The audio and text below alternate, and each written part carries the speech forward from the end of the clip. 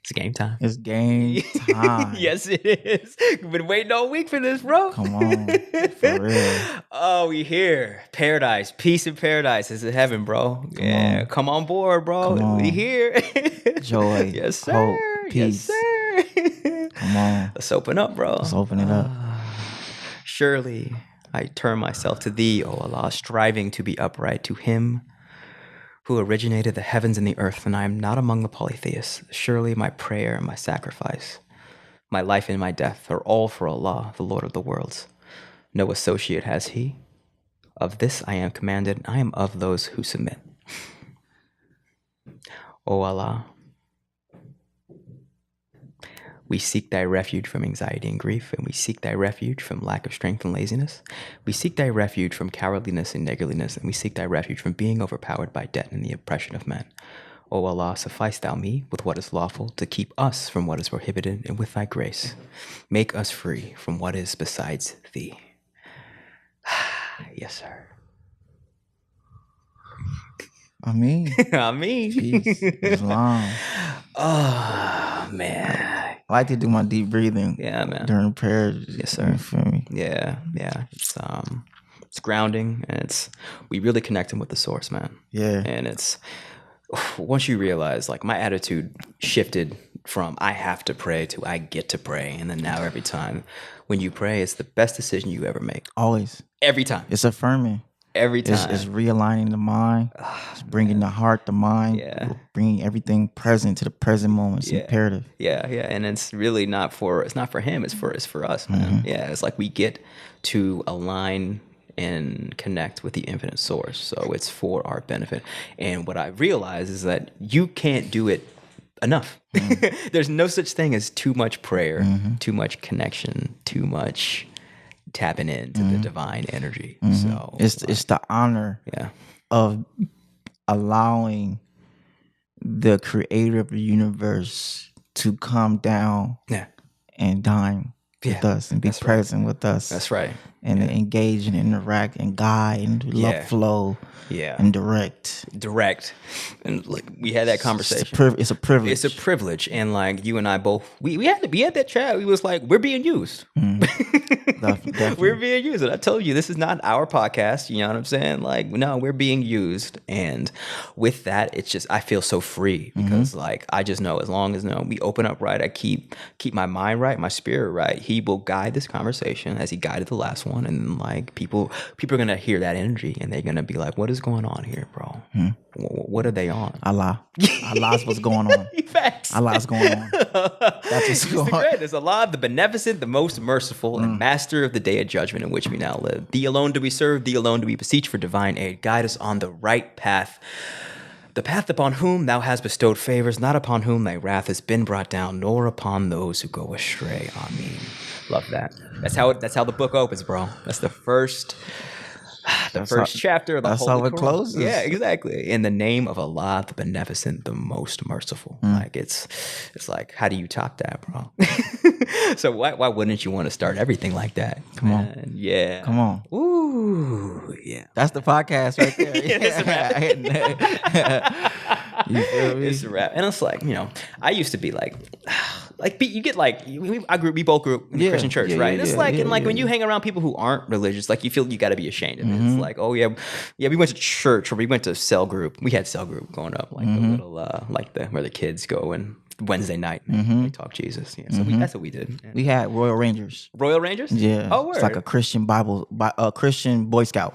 Oh, word. Yeah. Oh, yes, sir. Yeah. So, but yeah, and when we did it, I actually really liked doing it. I liked being a part of it. I didn't.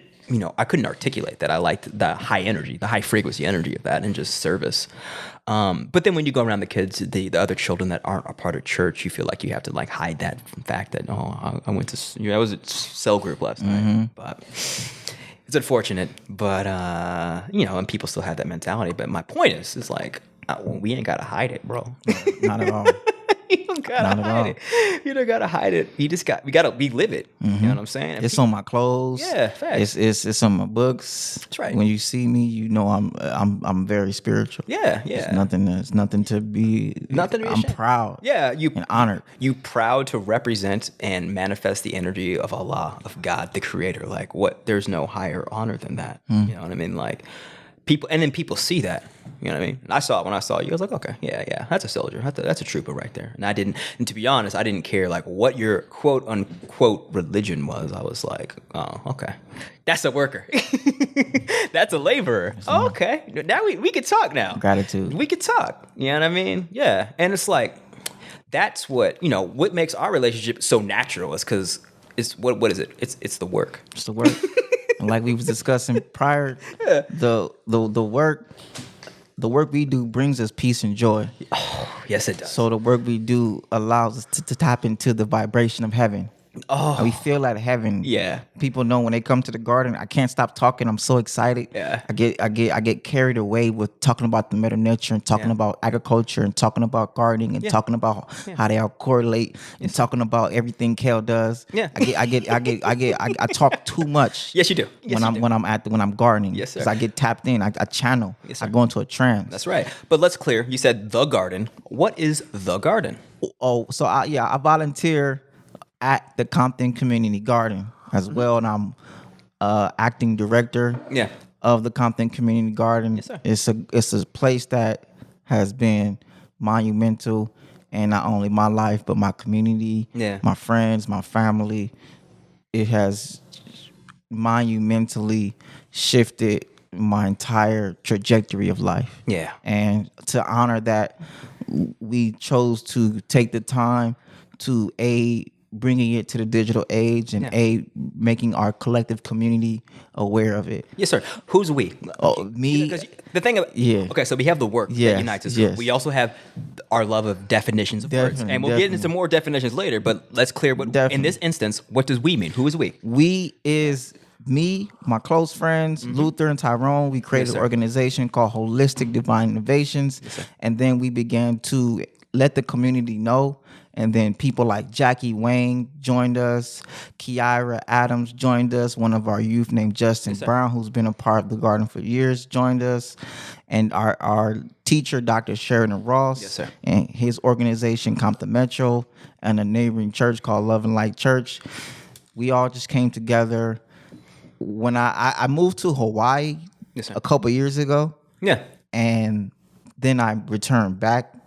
And my vision was to create a restaurant. Yes, sir. But when I stepped foot in the community garden, I knew right away I needed to do my part to really make an impact in this garden because it's an invaluable resource to our community. Yes, sir. So me and my friends, we discuss the reality of what if we really put some energy. It was funny. The power of the spoken word is very powerful, and I encourage people to record themselves talking because it literally started from a conversation and like a joke to be like, no, bro, we should really do this. To like, bro, we really could do this. To be like, okay, what if we really research what it takes to do this, and what is needed to do this? And then months and months and months went by, and then we kept following up with Dr. Ross and Compton Metro of how can we get more involved and the direction of how we can just take it and bring it to the digital age. And we had some meetings and had some more meetings, and then Jackie decided to help us out. Yes, sir. Kiara got on board, helped us out, and we became the directors, and we had our first official board meeting the week of the beginning of the shutdown. Understood. Oh, wow. So March 2020. Around March 2020 is when we had our first official board meeting of like these are our projections for the year. Oh, yes, these are our plans. These are the events we want to do, and of course, Allah being Allah. That's how we roll. We had to take all that and just Air Jordan that into the trash can. That's right. And it completely free flow. That's right. Yeah. So it was perfect timing. And did you listen to a written testimony by Jay Electronica? Have you heard that? Oh, I love that bro, album. I love that. That album dropped the day of the shutdown, yes, bro. I would be on the way to the garden listening to the album start to finish almost every day. Oh man, it was perfect. That whole time. month, and I would, bro. That whole month, I was nothing but a written testimony, bro. It's like, oh, it's that time. It was perfect bro. time. It was definitely perfect. I needed it. I knew I personally needed that because I was stepping into my Asyr energy at the highest capacity it could be. Yes, sir. I had to when the lockdown started and everybody stayed home, I didn't take a day off for at least a month and a half straight. Oh, hell yeah. So literally. You in the garden every day? I was in the garden every day. Yes, sir. Yes, sir. For about a month and a half. Yes, sir. And then not saying I was by myself. There were volunteers that came and once again the board helped with the administrative things. But for the first month and a half, I was pretty much in the garden. I feel you, bro. Every day, so getting every bed ready, preparing for Earth Day, preparing for spring, preparing for summer. Yes, sir. And just doing what needs to be did. Man, we at the converse right now of Earth Day and Ramadan right now, bro. It's beautiful. And we on here. And I love how we started this during Ramadan. So it's like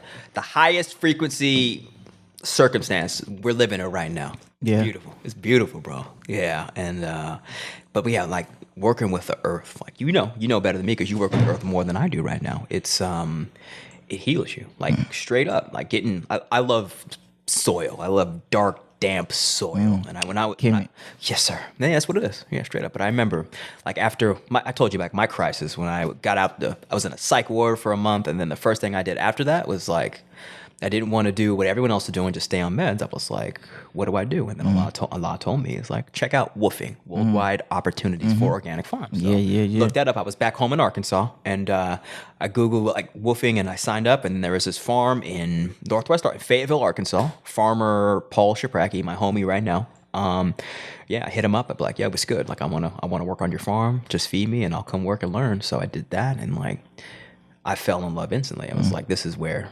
I'm supposed to be. And just think about the metaphor of that, I deconstructed my life, got submitted, Allah submitted me because I thought I was going to go with the thinking of this world and try to master the world without him, right? So he taught me, he brought me to my knees, right? But I never lost hope in myself because I knew I could do it and I could do it to anything. But anyway, I went to this farm, right? And then I remember the first thing, I think it was probably chard. We were harvesting because it was around, harvesting chard. And I just remember feeling so at home in the soil. It was me, Mariah, it was like other woofers there. So Mariah and Shane, all super white people. It was great. Yeah, Mariah, Shane, and some homie with the dog, but he was from Arkansas. But yeah, we would wake up, we would farm all day, drink beer, and share a meal at the end of the day and have a bonfire. Like, that's a life, bro. It's a life. Nah, I'll never. Those are like one of the happiest, most glorious days of my life, and it was really the foundation of this resurrection that we're both currently living right now. So that was 2013, and then here we are. You talking about the soil, I'm talking about the soil, and it's like we see what's ahead of us. And it starts in the ground, bro. It starts in the ground. It's like we've been planted the seed. Now it's like, we got to sprout now. You feel me? And it's interesting because I started because of my mental health as well. Yes, sir. And my emotional health as well. And I learned there's a lady named Lauren Vanderpool, Queen. Lauren Vanderpool. Yeah. She wrote a book called Eat Yourself Sexy. And I had bought that book for a friend. Yeah. But I wound up reading the book. Yeah. Some of the book, and one of the chapters in the book that stuck out to me was having plants and herbs helps you with depression. Oh, yeah. And because it helps to take your mind off of your own things. That's right. And I began to study depression and read about depression and read how to cope with depression. Yeah. And I always talked about going outside, being in nature, going for walks, having plants. Yes, sir. So I bought some herbs. Not staying at home watching the news and getting scared. That's not how you do it. Not at all. I bought some sunflowers, some mint, and some sage. Yes, sir. And my sunflowers bloomed on Father's Day. Nice, bro. And that's when it clicked with me. What year was that? That was 2016. Yeah. Yes, sir. Yeah. And I walked outside and I saw all my sunflowers were bloomed. Yeah. And I was like, wow. Yes, okay. I'm okay. There's something here.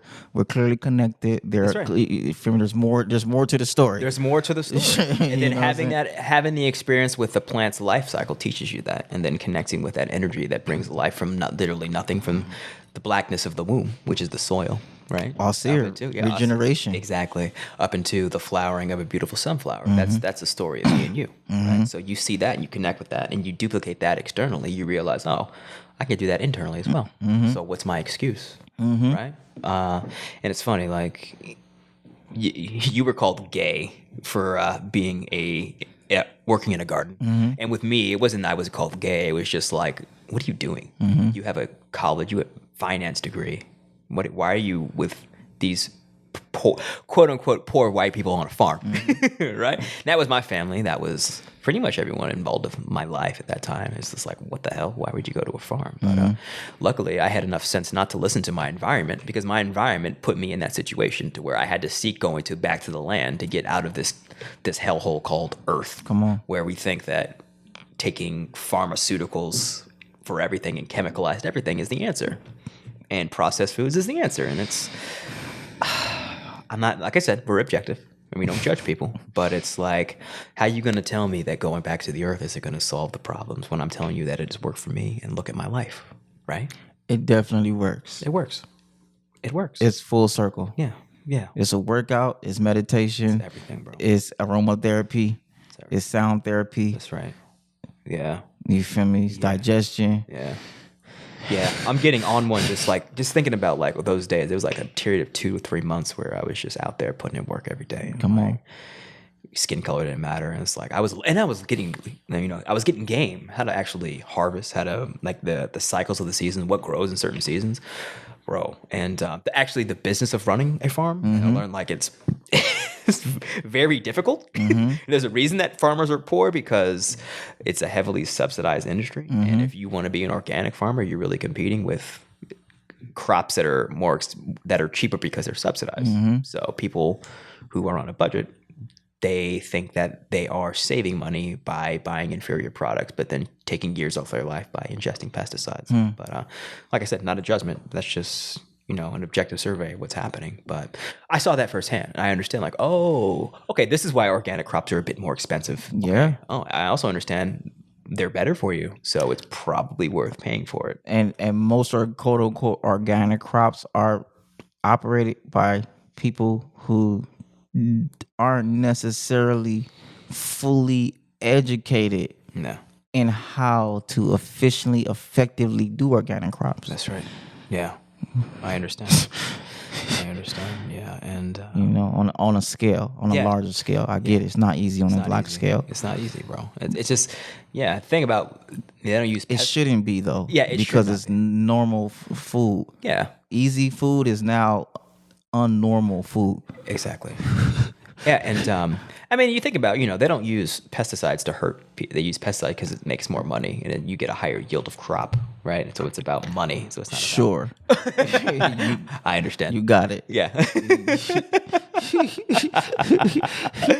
I will give the benefit of the doubt, but there's more to it than that. Yeah, definitely. There's more to it. Definitely understand. I understand. I understand. But that's a topic for another conversation. Like you said, subsidized. Yeah, so it's subsidized. That's one of those things. Maybe next episode we got to give a definition of what subsidized really means. No, I mean, we said it. We need to at least give a loose definition of what subsidized means. Subsidized, you want to define, or you want me to define? You go ahead. Yeah. Subsidized just means that you receive grants and extra sustenance from the government of your nation to do what you're doing. So that allows you to charge a lower price to the market than the market would normally bear, because you're being fronted and floated by the government, which ultimately gives the government control over this product. So they're really not. It's not for you. It's for control. It's for really just domestic control of the food supply. So it's really hard to compete with the subsidized within a subsidized industry unless you're self-subsidized, because you're dealing with people who are getting free money and they could just charge whatever price they want, whether you're literally trying to charge a price that makes sense and that makes you that allows you to operate a business. So you could, if you're not getting subsidies, you got to offset your business with probably debt. This is what farmers do. They get in debt, and then there you go. So you have subsidized and then people in debt, and then there is the dire situation of farming in this country. It's controlled by the same people who control corporations. It's controlled. It's all run.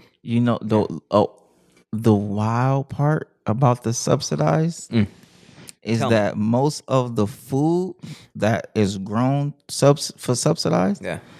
is food for the animals. Yes, sir. Yeah. Yeah. Right? Yeah. I think you told me that. So Yeah. then Yes, it's sir. like, objectively, it's like, what are we really paying for? Yeah. Essentially, like you said, we're just paying the money for the people to give the money to the other people Yeah. who give the money to the other people. That's right. Who you get what I'm saying? Yeah, It's yes, a sir. we're funding the cycle. Yes, we are. Of the hoarding of the wealth. Yes, sir. Meanwhile, most of people who have the subsidized things know if it wasn't subsidized, they wouldn't make profit. That's right. Yeah. Of course. Of 70% of the things that we grow, 90% of it of the 90% of the 70 Yeah. goes is for cows, chickens, and pigs. Yes, sir. And So what? And then I want to drop another line in regard to feeding of livestock and animals, pigs. It's all of what that grain that they give those animals. One, it's not suitable. Usually suitable. They give them stuff that they aren't naturally supposed to eat.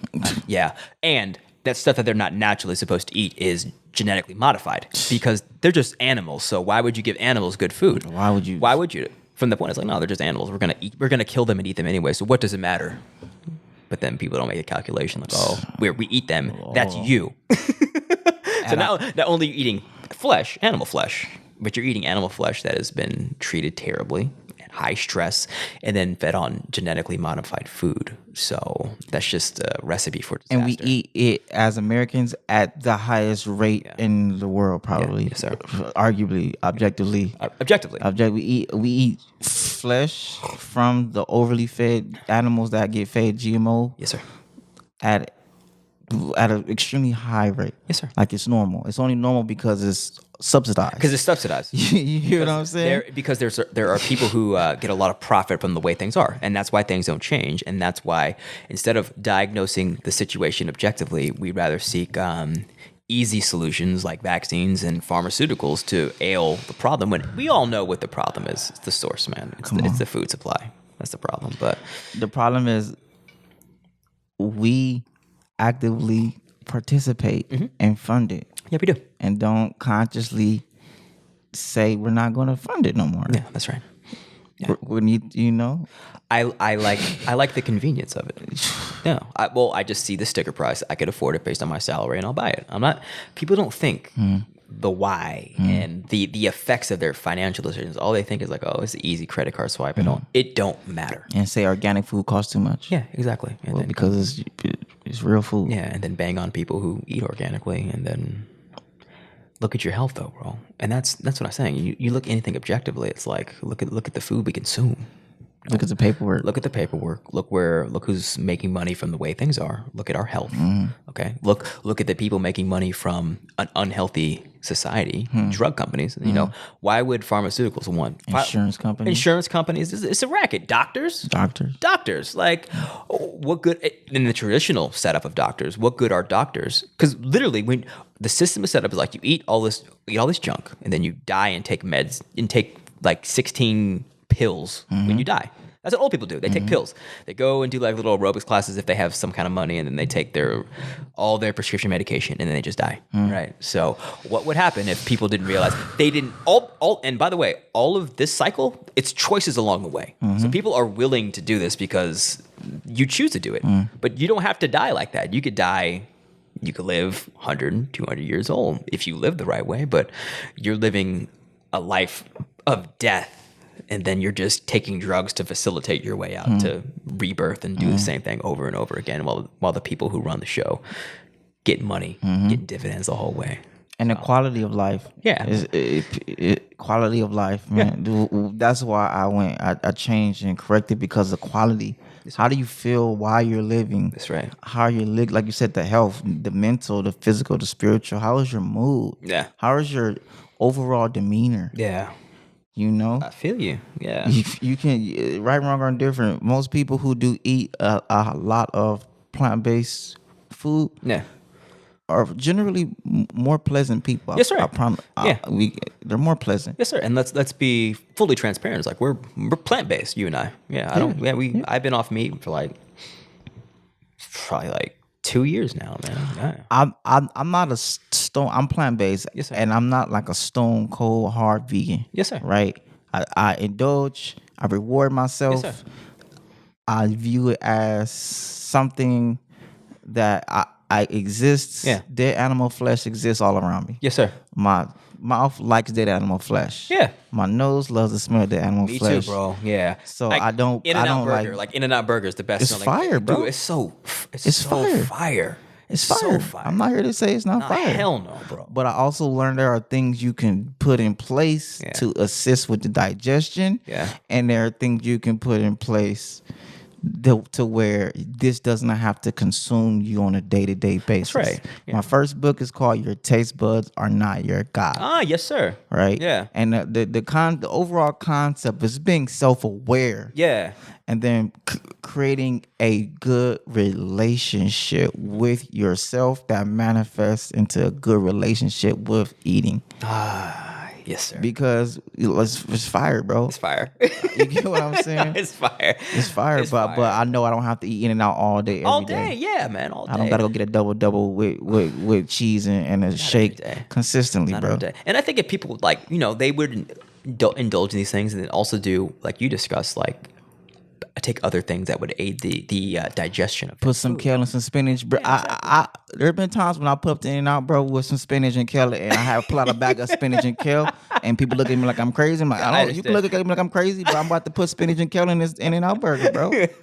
I have to digest this food. My mouth is gonna have a blast. Yeah. But my body's gonna be like, bro, what's going on, bro? Yeah. You know what's really going on. Yeah, man. And like I love how you said like you're not a diehard vegan. It's like, if you were to eat a burger, it'd be fine. But you would just do things offset it and you don't overindulge. And then you also know that there's also this thing called fasting, which is probably the best health decision both you and I have made. There's this thing called detoxing. Exactly.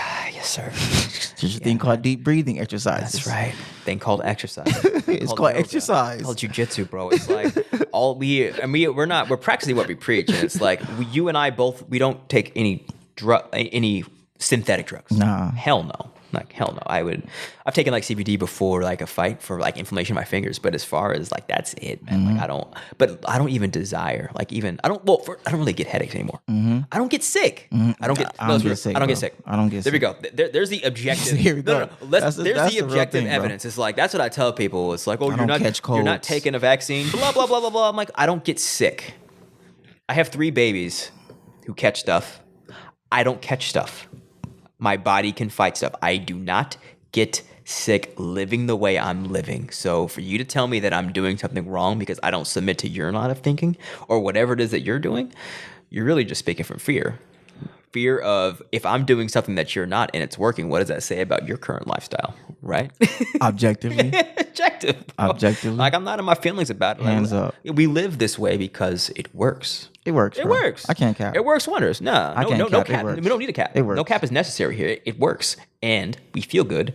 And objectively, we look good. I look good. We look good, bro. I'm 32 years old. People stop me all the time. People cannot conceptualize I'm 32 years old. Yeah, bro, we look good. And I'm like, well, because I consciously do things to make sure there's things called antioxidants. That's right. Those are real things. Yes, sir, bro. Yeah. That's a real nutrient. Yeah. Where it helps to continue to help my cells regenerate. That's right. Asyr. Asyr. Greens. Greens help to break food down so it doesn't clog your arteries. Yeah. It doesn't congest your intestines. Yes, sir. It releases it. Yes, sir. It's easier once you release the food. Yeah. Your heart doesn't have to work as hard. Yes, when sir. your heart doesn't work as hard because your arteries aren't clogged up, Yes, sir. it's easier to flow blood to the brain. Yes, sir. Once your brain is getting blood flow, it's easier to make decisions. And you don't feel Yes, sir. anxiety and stress. Yes, sir. They all I work feel good. together. Keep going, bro. I feel it feels good They hearing work that. together. No, it feels good hearing that. We have a body. Yes, sir. We have a body. And that does functions. Yeah. You don't have to overwork your kidneys. You don't have to overwork your liver. Yeah. You don't have to have aches and pains. No, you don't have to. You don't have to have chronic aches and you don't have to have chronic. You really don't. No, you don't have to have any of that if you just die. You can do. I do yoga every day. Yes, sir. Arguably every day. It's my discipline. Nice, bro. In the morning when you first wake up, what's the in the morning after meditation? I usually wake up and I jump right into meditation. Yes, sir. I know our brains are still halfway in the dream world. So I try to do as much blurring the lines as I possibly can. Yeah. And then I do my best to not necessarily immediately. I'm not gonna pretend like I don't tap into the phone and tap into the stock market and things of that nature. But I do intentionally take time in the rising to do yoga. Understood. But especially before I head out or go do something, I make sure I do some yoga. Yes, sir. And go for a walk. My community, my area, they know me. I'm always going for a walk. Yes, sir. It's some simple things, but it's Compton. health. Yeah, Yes, Compton. sir. I'm Yes, from sir. Compton. Yeah. Yes, sir. West Side Compton. Yes, sir. And going for a walk is very good for the heart because you don't have to overly work the heart. It's good to just keep the heart. Yeah. Just have it flow blood through the body. Going for walks is one of the most underrated things you could possibly do. Yeah, it is. Go for a walk. No, it's great, man. Yeah, and especially when you have children and you take them on a walk, bro. It's the best. It's the best. It's one of the most underrated. And I go ground. I go find a big tree. Yes, sir. And I'll plant my feet under that tree and just do some deep breathing exercises. Yes, sir. Just real simple things, but I've seen them. They're monumental. Yeah. They guide my day. They guide your day. I don't have to snap on people. Yeah. And so like we said, it works. It works. It works. And you're saying all things that are free. Exactly. You don't need a prescription. That's why it works. You don't need a doctor to tell you what to do to be healthy. You listen to your body and then you submit to its demands. And then you look good and feel good. And then so who is anyone to tell you that you're wrong? And you perform good. Exactly. Yeah. And you have a high vibration. You have a strong aura. Yes, sir. So people are naturally attracted to you. That's right. That's right. And it's not only in a sense of like sexual attraction, but just like you said, people be like, "Hey, bro, what's up? What's going on? What's up with you, bro? What's good? Yeah. What's good?" Oh, yeah. And like they'll never directly say. Actually, sometimes they'll be like, "Hey, what's up? Like, what's up with you? Like, why are you always on one?" Or like, yeah, they'll ask you. Some people will, but other people you could tell just by the way they're looking at you. They study you. Yeah. This one is different. I'm the metal nurture. Yeah, exactly. You are that essence. You are the physical representation of that. And so what you living the way your life is a testimony. People see it and it's like, all right, well, I'm gonna listen to him and I'll take maybe one bar that he said and I'll apply it to my life. And that's how you live life. That's it, bro. You apply whatever works for you and then reject whatever doesn't, and then you just add more tools to your arsenal of truth and then evolve. That's how you evolve, bro. So it's not about listening to people and just submitting to that whatever you hear. It's about applying things that you hear to your life and then accepting for you what works for you. That's it. Fuck anything else, right? Like straight up, people are so, and we're seeing this right now. It's just the crowd psychology. It's real. Like people need external affirmation for their choices, especially around health. Like they want to see that other people are doing it. They want other people to say, "Oh, that's cool." Like you have to. The key to freedom is not needing that. Only thing you need is just your own internal feedback saying you're on the right path. Give me more kale. Give me more spinach. That's a whole chapter in my book, bro. What's it called? What's the chapter called? It's called Accountability and Discipline. Oh, yes, sir. Nice. Once we establish discipline within ourselves, it's easier to hold ourselves accountable. Yeah. Once we hold ourselves accountable, it's easier to hold each other around us because we're operating out of love. That's right. Which is, hey, I'm only holding you accountable because I care about you. That's right. And you know I care about you because I'm holding you accountable. That's right. And then we develop leadership, which is, hey, even if other people think this is weird, I have the approach of the pebble in the palm and create ripple effects. Yes, sir. And then over time, naturally, people are going to come to you with the questions. That's right. And you have to be one of the main chapters is self-education. That's right. Because people are going to come to you. That's right. As they should. And I had to accept that part. That's right. That I'm going to become a health expert just from trying to become healthy. That's right. You know what I'm saying? Quote unquote. That's an honor because that puts you in a position to service fellow man, service God. So we're serving, and there's nothing better than serving other people and serving God. Like it's the same thing. It's just service. So which is responsibility, but it's all things what being a man is all about. It's just a man needs to be willing to do this. You know, if he's willing to step outside the boundaries, he has to be willing to accept the people that are going to come to him and ask for his guidance and wisdom. Right? So he needs to be with responsibility, exactly, and objectivity, and personal accountability. That's right. Like doing because the book is based off of a workshop I do with teenagers. Yes, sir. Every year, and teenagers don't finesse you. You know what I'm saying? If you're capped, you're gonna know you're capped. Yeah, that's right. True, bro. If they see that you're fake, especially if we all come from the same community. Yeah. If you're fake, bro, they're gonna know you're fake. That's right. Right. And it's an honor because doing this book and doing the workshop, it holds me more accountable. Yeah. I have to hold myself accountable. That's real. Because there are people who, even me, I've worked with daycares, I worked at preschools, I worked at schools. Working at a school, it definitely made me be a man. Yes, sir. Because you're dealing with people's children. Oh, bro. You're dealing with people's For sure. kids, you're dealing with people's sons, you're dealing with people's daughters. That's right. Yeah. And it's like you have to really mature, Yes, sir. and grow up and be a man and be honorable. That's right. When you can't. There was one time I was doing like a cooking demo with some of the daycare I volunteered with a couple years ago. Yeah. And one time I kind of cut a little corner while I didn't get the organic something. And I said, I'm just gonna get the regular. I don't have the time. Yeah. And then there was somebody I went to school with whose child was there. Yeah. And it was like, bro, you can't cut corners. You know what I'm saying? These are real people's children. Not they didn't tell it to me. I told it to myself. Okay, like, understood. Like these are people's. You know what I'm saying? This is real. This is real. This isn't an after school. Yeah. This is real. These are people's children. That's right, bro. These are.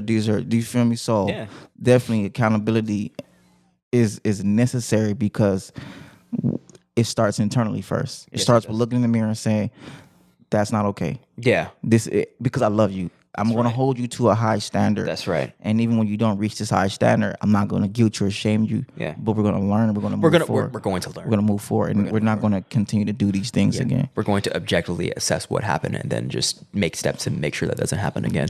But no judgment. It's just like, here's what happened. And you hold that up to what they say they wanted to happen. Yeah. And then you just compare the results to the plan. And then if they don't align, why? Let's talk about it. Yeah. How do we fix this so it doesn't happen again? And there's no need to get angry because the person should know that they didn't do what they set out to do. So the self-accusing spirit of themselves is that's the reproach. That's the feedback. And so all you have to do is just, tickle that fancy and then get that one active, and then they coach themselves, right? But a good mentor, a good coach, a good leader, a good father, a good general, a good any man in a position of power knows how to find that fancy in everyone and allow individuals to coach themselves, to find that the self-accusing spirit is like, oh yeah, you said you were going to do it. Why didn't you do it? I ain't mad at you, but ask yourself that question. You lost. Well, you didn't lose, but because everything's a step in progress. But what happened here, right? I've learned to plant seeds. Exactly. Yeah. Agriculture is everything to me. I look at everything as agriculture. Yes, sir. I plant the seeds. I may water the seeds. I may plant some seeds deeper, and I accept that some seeds might need more time to germinate. And I also accept that there is a bunch of weeds in that soil as well. Sometimes I might pull some weeds out people's mind. And sometimes I'll just plant a seed. Yeah. And sometimes I'll just come water the seed. That's right. And then sometimes I'm planting a tree, so it's going to take 10, 20 years, and it's okay. You might not get it now. You might get it in 5 years, and that's cool. Yes, sir. And that's A-okay. And you have to be at peace with that because it's still going to sprout. Yeah. Right. But I really like that metaphor of pulling weeds. Yeah. That's deep because let's really look at that metaphor. It's like weeds, in as far as an individual's life, it's bad thinking. Belief systems. Mm-hmm. Yes, sir. So how you pull those, you call them out and you highlight their absurdity. Yeah. All you have to be is like, let them talk about it. And they're really subtle too. Yeah. You can the negative belief systems come out. Oh, we can't afford that. I can't afford that. can't. That's too much money. I can't. That won't happen. I won't like that. Who told you? Especially like with youth, like Yeah. ew. Wait, who told you vegetables is not? Who told you this? Yeah. Why do you believe this is nasty? That's a good question, bro. Why do you believe this fruit you've never tasted before is nasty? Who told you that? Who told you that, bro? That's like that was me. That was my family growing up. Who told you organic food costs more money than regular food? I can show. Who told you eating healthy costs more than eating unhealthy? I can show you the prices. Yeah. An apple and a bag of chips. You look at the. You get what I'm saying? Trail mix and a bag of chips. This McChicken sandwich and a 5 bananas. That's right. That's real. You get what I'm saying? Like who? No, these are weeds. These are belief systems that got put in your mind. Terrible belief systems relative to someone terrible. I say terrible. That's a judgment, but relative to someone who supposedly wants to live a healthy life. If you're making these decisions, then it's a terrible choice and it's a terrible belief system. Given that you want to live a long life, there we go. Right? What I've experienced from the time of working from children all the way to adults is a lot of people. And I'm continuing to work through myself. I'm speaking to myself too. Yeah. It's a continuous accepting that we are worthy and deserving of being healthy. That's right. And having higher self-esteem. That's real. Believing that we deserve to be healthy. Yeah. That we can afford to be healthy. Yeah.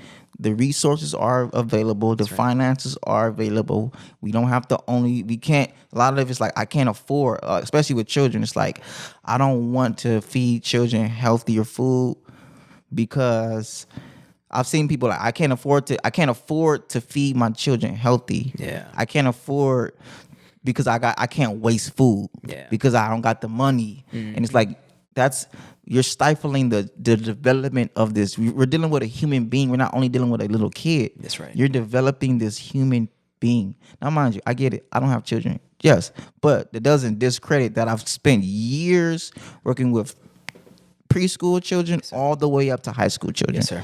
You get what I'm saying? I understand. I work with the entire spectrum objectively to learn what do children and teenagers like to eat. How can we serve them healthier food? And then how can we serve it where they still want to eat it?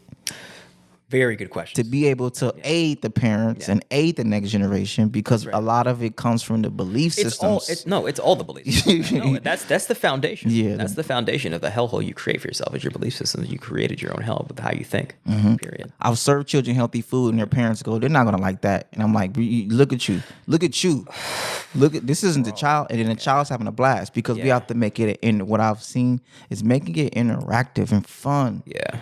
And then allowing the child to discover and not stifling the child because of the fiat that we have already believed. We already have a negative relationship with fiat. Yes. So by the time it comes to food, we already have a negative relationship with food because we don't feel like we have enough money. That's right. And a lot of the food and the healthiness comes from the lack of the belief system of the lack of money. There is no such thing as lack of money. Yeah, that's right. You get what I'm saying? But it's the belief system that manifests it. There's no such thing as lack of anything. Exactly. Right. Everything is Allah. Everything is God. There's no lack. Period. But the belief system is so ingrained that it just manifests in so many ways. Yes, it does. So that's where one of the things why I created a children's. Me and Luther, my business partner, Dedication Catering. Yes, sir. Why we created a children's cookbook. Because it's not for the children, it's for the parents. That's right. To be able to stop trying to be cheap. Yeah. And let your child explore. It doesn't matter if your child doesn't like the food. Yeah. What matters is your child is exposed to new things. That's real. That's deep. Yes, sir.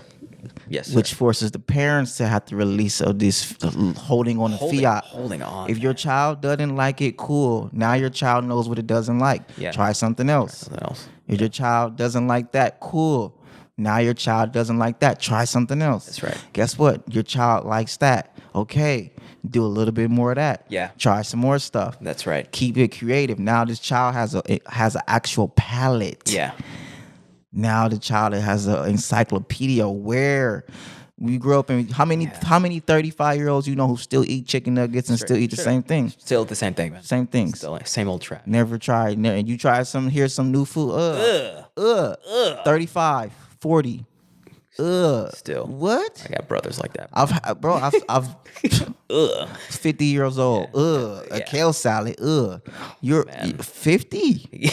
Bro, what are we doing? But I had to accept. People just, and the older you get, the more solidified and concrete your belief systems become, man. And then it's a wrap. So it's why it's so pivotal to get into the youth's mind. Those weeds. You gotta pull them out. Weeds get big. Yes, they do. And then they overtake the actual crop you're trying to grow. And then all you have is weeds. And weeds aren't bad. They just have a time and a place. That's right. Dandelion can be extremely beneficial. Yeah.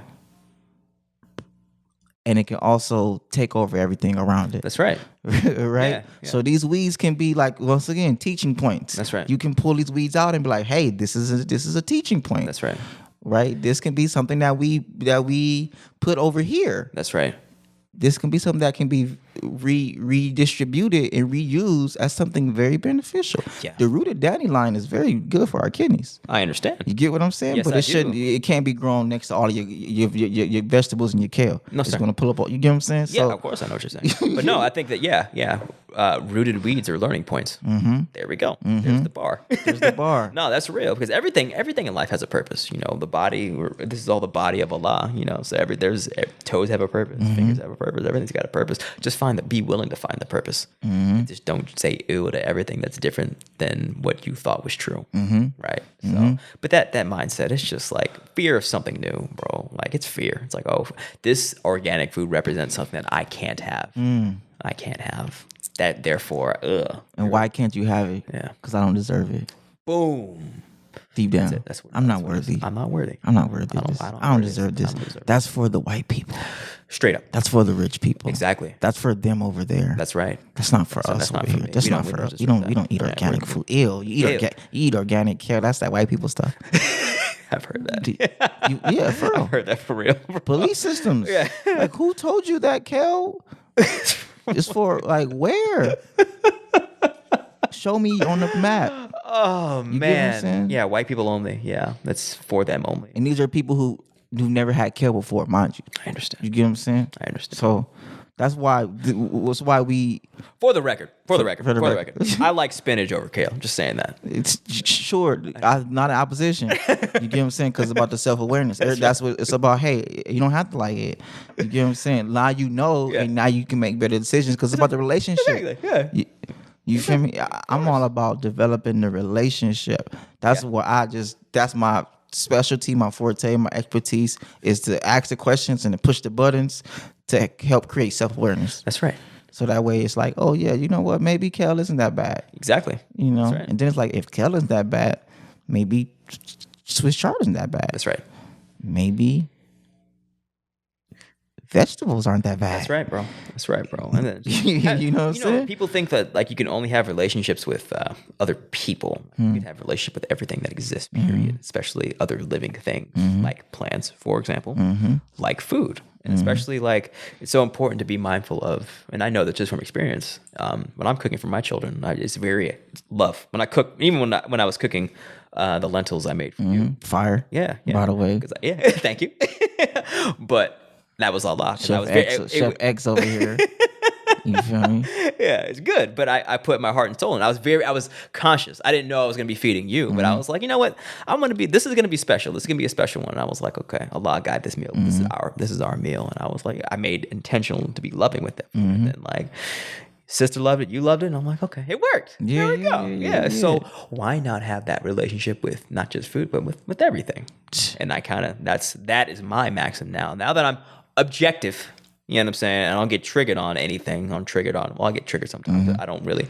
I get triggered, and then I see the trigger objectively, and I don't react. Right? So just have that loving interaction, or have that loving relationship with everything that you come into contact with, and, like, watch your spirit elevate to heaven literally overnight, and you'll just see everything as another decoration of heaven. Oh, okay. Love is a vibration and a frequency. Yeah, bro. And when you operate from that frequency is transmuted into anything you do. Facts, right? man. It's Reiki. Everything we do is Reiki. I consciously do Reiki, or I call Sekhem. Yeah. As I cook, Yes, sir. I do my stretches, my yoga. I channel my energy. Yeah, I channel yeah. electricity from the wind. Yes, sir. I get rooted. Yes, I sir. get centered. Yes, sir. I consciously bring my mind to what I'm doing, and then I intentionally put that energy into the food. Boom. Yes, sir. It's it's real. Yes, sir. It's real, especially in gardening as well. Before I garden, I charge up. Yeah. I center. I do yoga. I love to do sir. yoga before I garden. To be Yes, able sir. to Bro, intentionally that's hard. pull it out. Yeah. and put it. Hell yeah, man. It's needed because Yes, we it is. can literally channel electricity from the wind like a you can. windmill, Yes, you and can, then bro. charge up our actual. That's why I wear copper all the time and be able Smart. to bring that into what we're doing. Smart. Yeah, because it's all energy. It's just like how good are you at manipulating energy, right? And then it starts with manipulating and channeling your thoughts, and then what's to say that you can't channel and manipulate energy with your mind, with your spirit? You can. Just like how tapped in are you willing to be to that energy, and how focused and disciplined are you to develop that skill, right? And how much of your external environment is catered towards getting you away from that. And that's more of the pesticide talk of like things that are intentionally put in our food supply to get us away from that and towards the current status quo, which is processed foods and trash. Because what we're really preaching is, be a master of self-sufficiency, right? Because you need, you got the sun, you got vegetables, you got plants. What else do you need? Shelter, I guess, is nice. Agriculture is the foundation of civilization. Yes, sir. Yes, you sir. know what I'm saying? Absolutely, man. Because the industry is so wild on both sides. Like the negativities that's happening from the industry is absurd. Yeah. But also the utter abundance and riches and wealth that is in the industry is astronomical as well. Yeah. And I just do in you as well. We want to be able to intentionally, consciously bring that industry into the general conversation. Exactly. It's something that we see is lacking. That's right. And it's something that we see our communities and our people. It's not a part of our general conversation. People don't care about the USDA. And I'm seeing it pop up now more and more, and I'm grateful. But as far as like the general conversations, it's not a part of our general mainstream society. No. Farming, agriculture. No. You get what I'm saying? No. You're not going to turn on the TV and see a commercial about, hey, come learn how to grow your own food. And I always tap in with the youth about that. Have you ever seen a commercial like, hey, you should eat an apple? Hell no, bro. Hell no. No, you see commercials for pharmaceutical drugs. That's literally like every time, it's straight up just drug pushing. They pushing it. Pushing it. Seriously, bro. Like not being. It's objective. Like I don't watch TV, but when I go to grandma's house, that's all she does is watch TV. I see like, damn, y'all. Pharmaceuticals, insurance, banks, pharmaceuticals, fast food, some type of retail. And that's it. It's retail. Yeah. Buy this because you'll be better with this. Yeah. You ain't shit because you ain't got this. That's right. You ain't shit. You ain't because you ain't got these pharmaceuticals. But hey, by the way, if you do take this pharmaceutical and everything side effects happen, go talk to somebody. Exactly. But you need this pharmaceutical though. Yeah, you need it. But 87,000 side effects. Yeah, bro. And then insurance, banks. Yeah. It's all. And fast food. They got you. That's it. Yeah, that's commercials. That's the Matrix, man. It's the Matrix. That's the Matrix. It's the Matrix. That's literally the Matrix. And like Slippery people, slow, bro. It is a very slow. Because even it's convenient. Even YouTube, even now we gotta be mindful too. Because even YouTube and Gram, they not here throwing commercials on the gram now, bro. You can watch it IGTV and they hit you with a commercial quick. That's real, man. You get what I'm saying? Yeah. It's like the Matrix is evolving too. Let's be clear. No, you know what I'm saying? It evolves with the consciousness as well. So that's the enemy. It's like, okay, I see you. Yeah, we see you, bro. We see you. But this is our Matrix. Which one wins? Come on. There we go. I don't even gotta say. You see it. We proof of that. It's like you think they're gonna fuck with you, bro?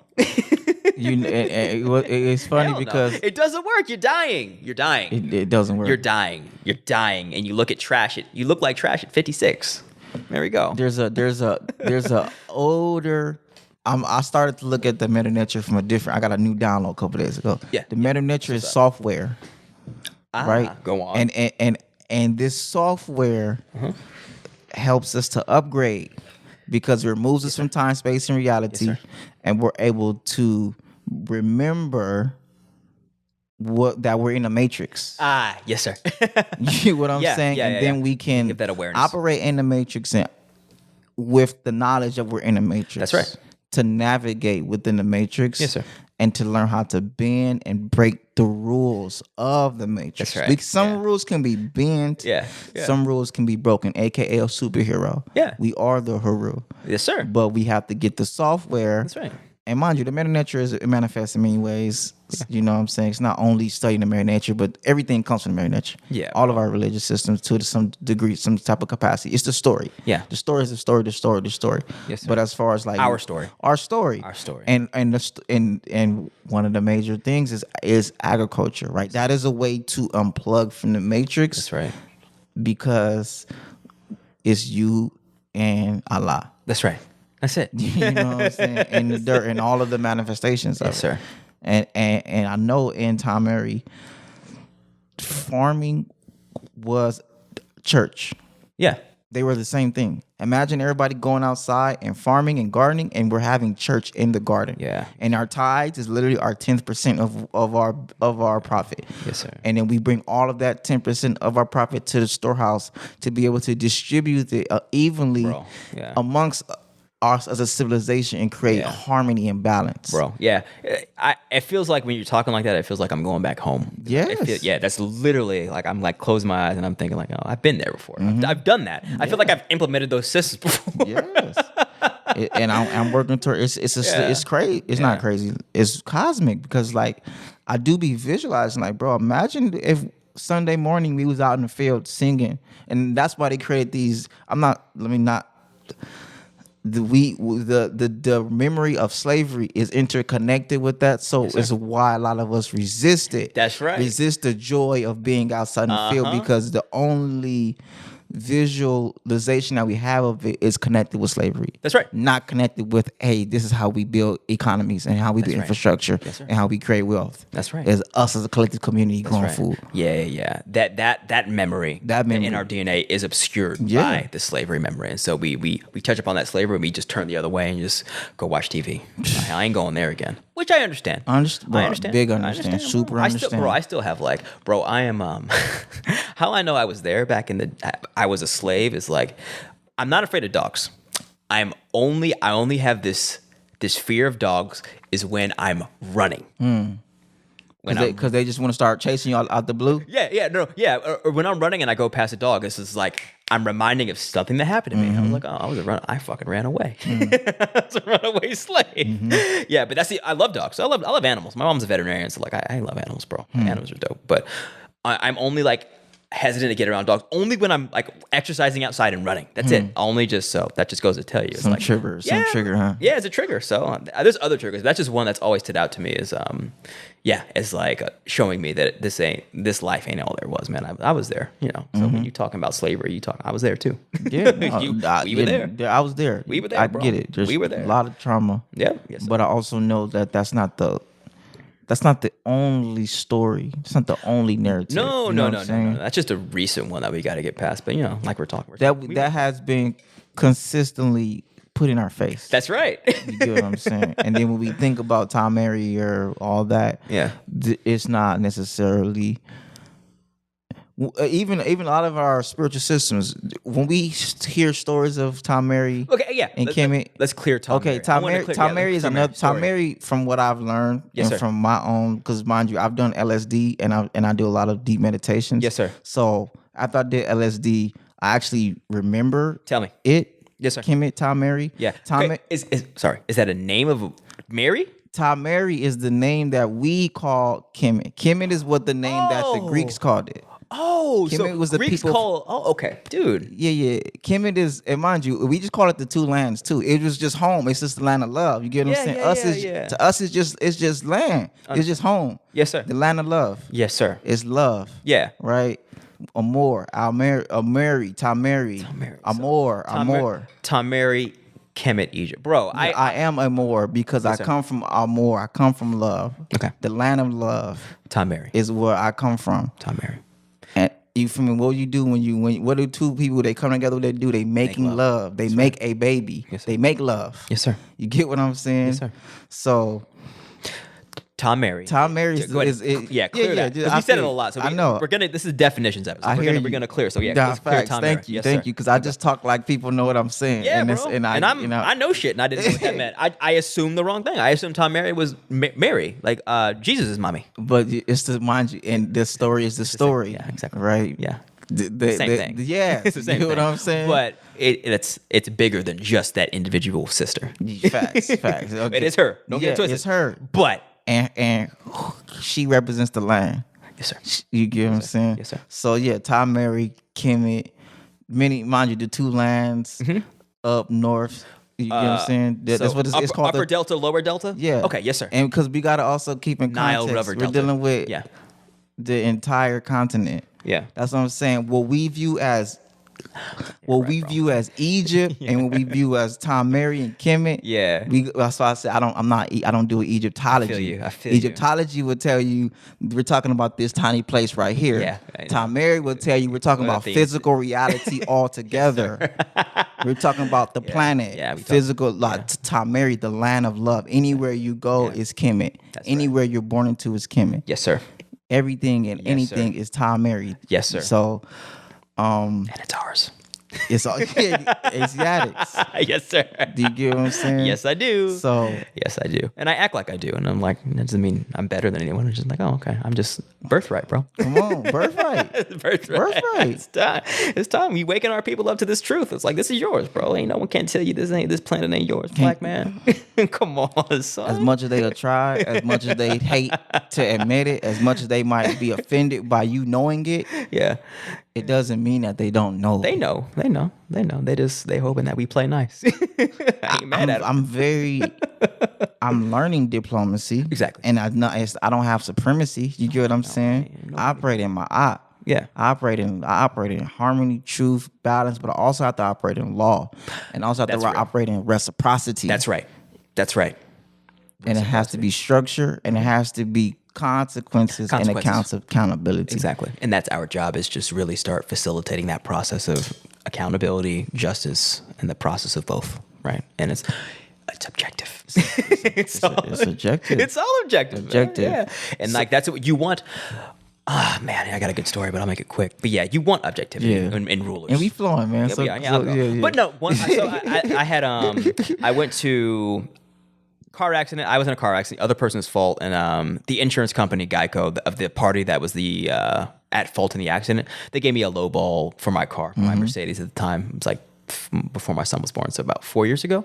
But yeah, so I had to take him to small claims court, and one of the best things about that experience was just admiring the judge in this courthouse. I was filing charge against Geico and the driver of the vehicle at the time, and bro, like, I was noticing all the cases in small courts. Like, everyone was going up there giving their case, because you're represented yourself, not by a lawyer in small claims court. So everyone was giving their story, emotional. People were crying, and like, I'm telling you, bro, like, the judge didn't give a damn. Like, zero fucks given. He was just like, what are the facts? The whole time. I wish I could remember his name. I want to give props. Probably a Latino brother, but bro, he was cold-blooded.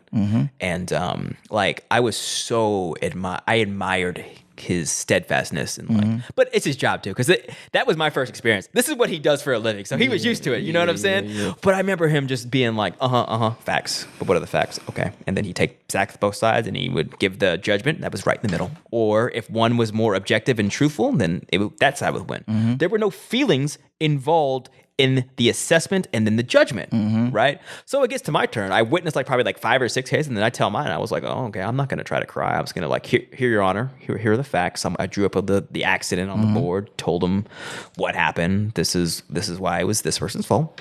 I'm not mad, but this is what happened, and this is the amount they gave me, and it's substantially less than the market value of my car at the time. Here is the proof of this with market comparables of this vehicle and what it was bought and sold for.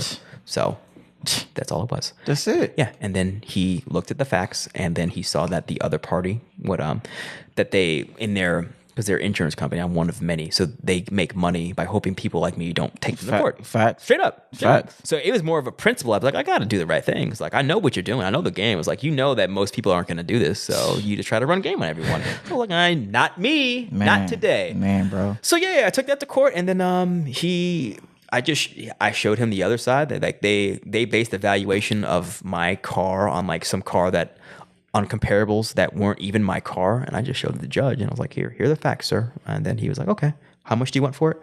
Okay, you want the maximum, probably 10,000, because that's as much you could sue for, but I think it's probably more like $7,900. So that's what you get. And it was a fair judgment.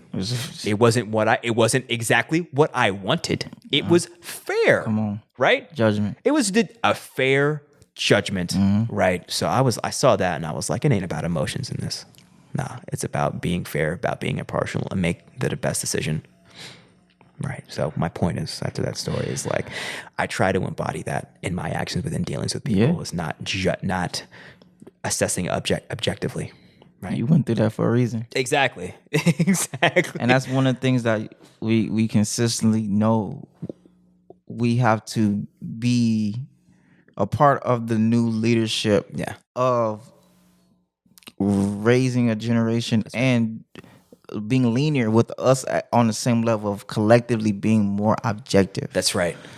It's freedom, bro. It's freedom. Because when we do remove our feelings out of things, we are able to see it much more clearer and be able to make much more sound, effective, efficient decisions that we know are better for us and the other party involved. Any other party both involved. The plaintiff and the defendant, right?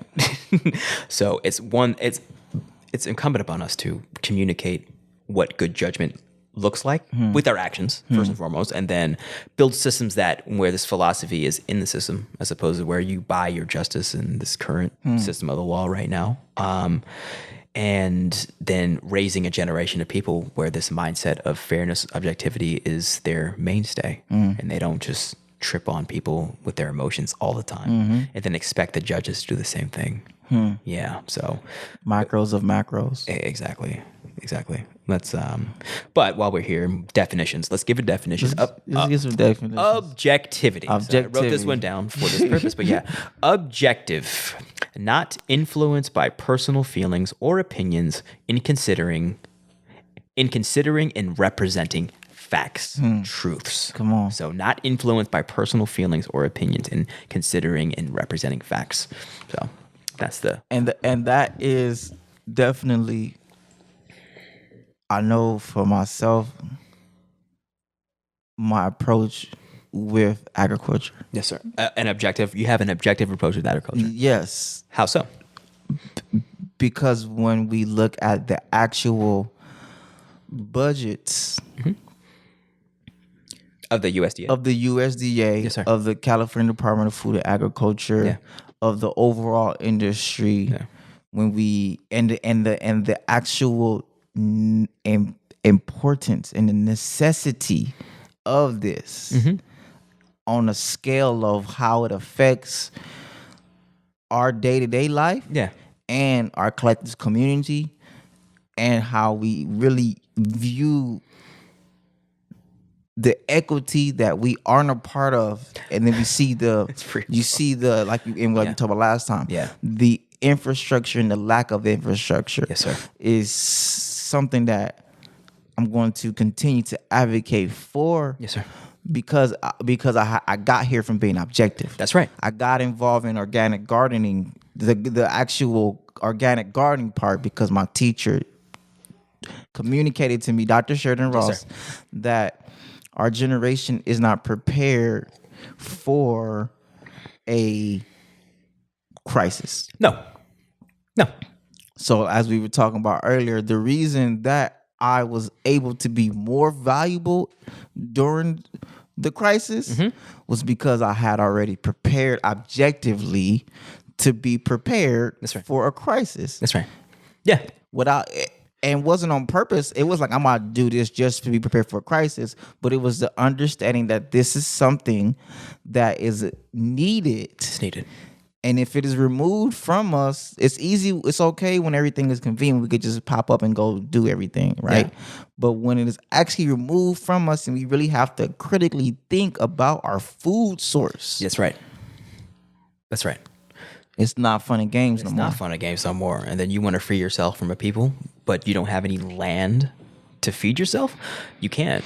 And so what you realize is like it all comes down to the acquisition of land is imperative. It should be an obligation of the highest order for that reason. And we came to the same conclusion different ways. It was just like what I realized when I was at corporate is like after I had my little falling out with corporate and my quarter life crisis, it's like, man, like I don't like these niggas, bro, but like I can't survive on my own. You feel me? That was the long and short of it. And like it was objectively, I was like, man, like my parents are in the Matrix, my whole family's in the Matrix, my circle's in the Matrix, but like I'm in the Matrix too if I don't know how to build my way out. And how am I going to do that if I can't even grow crops and feed myself? So that was like the impulse that led me to go on the farm, right? Because I was like, okay, well, I'm out in the wild, I'm going to get eaten up. I literally know how to do nothing. I don't know how to change oil. I don't know how to do nothing. Come on, bro. I know how to count stuff in Excel and like write performance reviews and a bullshit resume.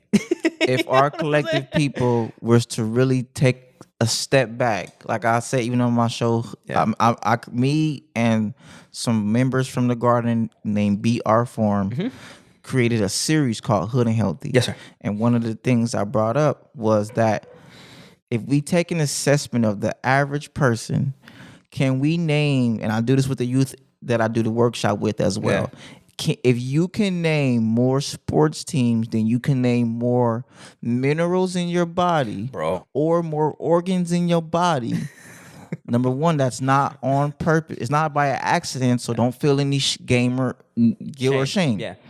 But just understand think about that. Yeah. Objectively, I can name a lot of sports teams. I can't name a lot of minerals and vitamins and nutrients. Bro. Right. Elemental. Oh man. The things that are actually imperative for our life. Yeah. If we don't understand what fiber does. Yeah. If we don't understand what antioxidants does, if we don't understand, we throw around calcium. Well, do we understand what calcium does? Yeah. We throw around protein. Do we understand what protein is? That's real, bro. That's real.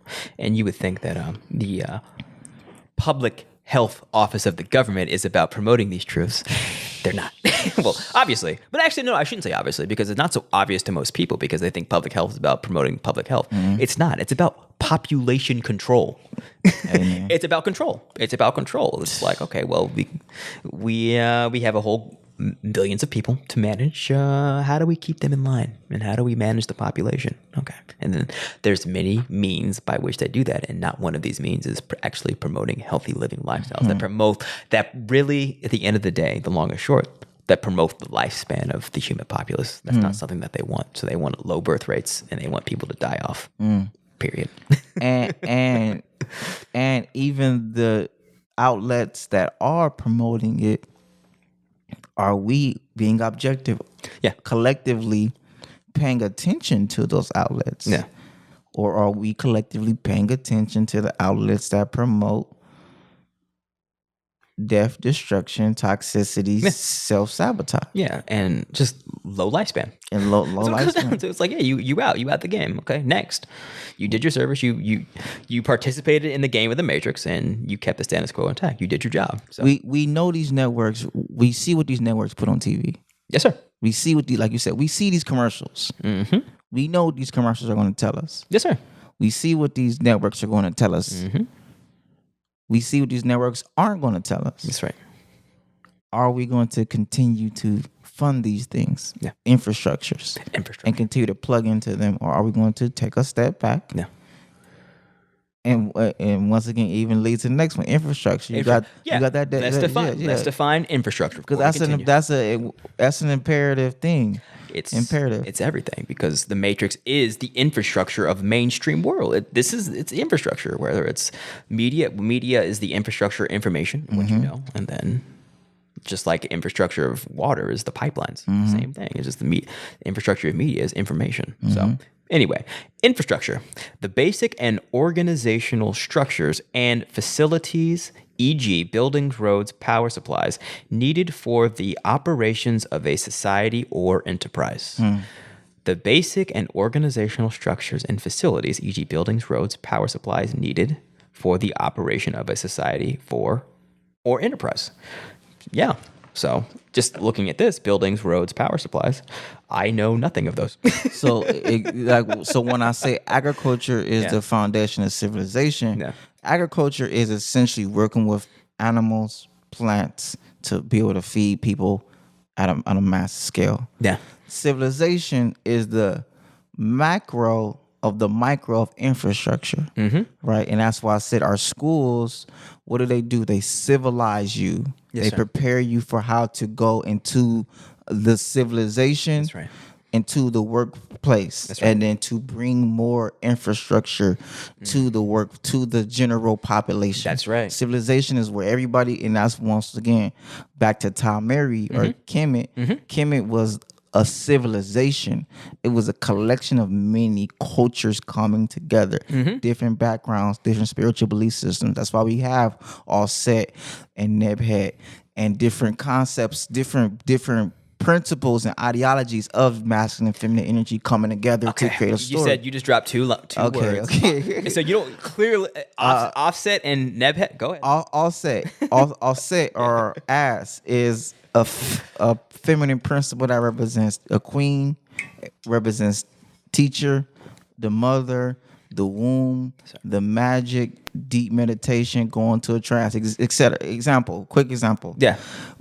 When you was in church, you see your mama catch the Holy Spirit?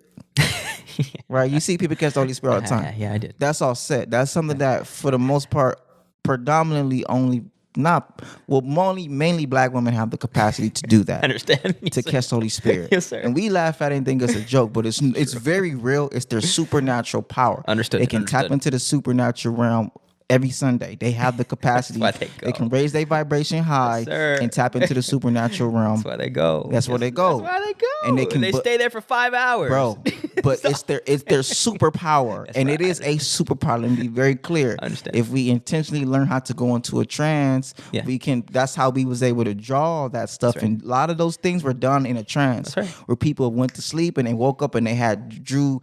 There's a huge papyrus that's like 18 feet long. Yeah. Right? The story that's called the Egyptian Book of the Dead. That story is 18 feet. We see the picture, but it's about 18 feet long. Word. They made that in a trance. Damn. Right? Good So yeah. That's all set. Yeah. Right? It's an example of like different concepts of feminine energy. Understood. And different concepts of masculine energy coming together, working together, that all fit different things. That is a civilization in itself, teaching you how to be civilized. Yes, Everybody's not going to have the same thing. Yeah. Infrastructure, you get what I'm saying? Agriculture is the foundation to be able to create a civilization. Yes, sir. Because you have to learn infrastructure. Our environments now are civilized. Yes, sir. Right? Wait. Who? Our as in who? Okay. LA is civilized. California is civilized. LA is, bro, we got skyscrapers, we got buildings, you get what I'm saying? It's civilized. Okay. But everybody is not it's not complete utter chaos.